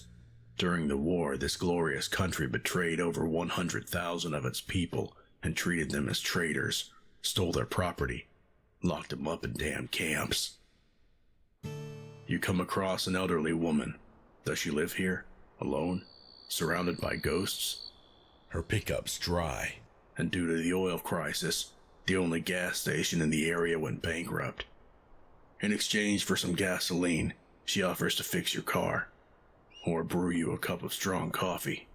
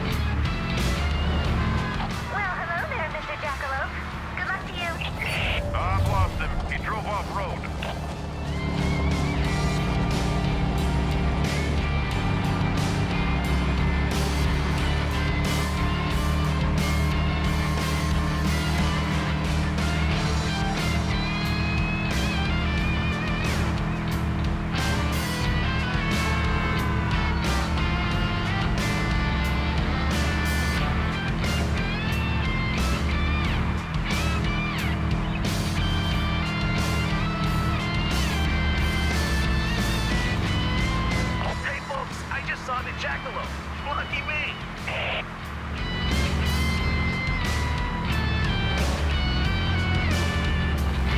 All pursuit unit, stand down. He got away. Listen up, folks. A full refund of all legal expenses for the man who dares to stop the interstate Jackalope. That's my offer. The Jackalope is a menace, a threat to society, a commie and a scoundrel. He has violated more laws than Charles Manson at this point. He must be stopped. So do whatever it takes, whatever's necessary. You want to arrest the bastard? Great. Want to crash his car? Fine by me. No other option than to shoot him dead? Go for it. Shoot him. This round's on me. A get-out-of-jail-free card. Just get him off the roads and off the news. For good.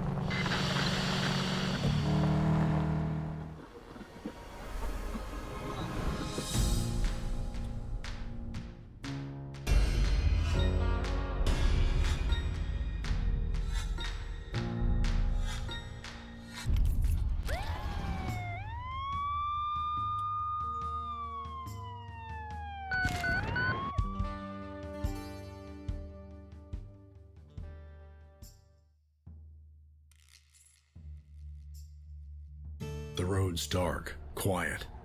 The constant hum of the engine dulls your senses. Suddenly, a blurry shape flashes in front of your car. You hit the brakes and groan as the seatbelt painfully tightens around your chest. You get out of the car. Something's moving behind the trees. Could it be? Impulsively, you step into the dark, steadying your breath. The figure remains still, waiting. You get closer and freeze. It's just a deer, staring at you intensely. You're overcome by crushing disappointment. It's irrational, but you hoped it was someone.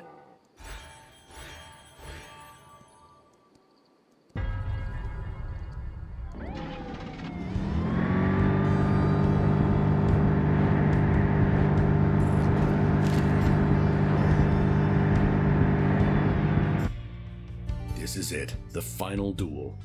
But before the race begins, you take this last moment to think about how you got here. The devil.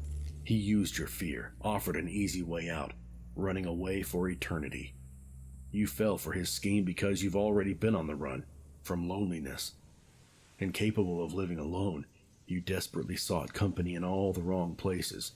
You opened yourself up to people not worthy of your trust, and they wasted no time in abusing it.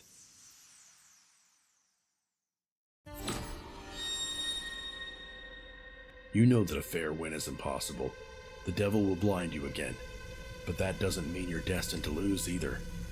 There has to be some other way. Eyes open. With a menacing roar of the engine, you let the opponent know you're ready.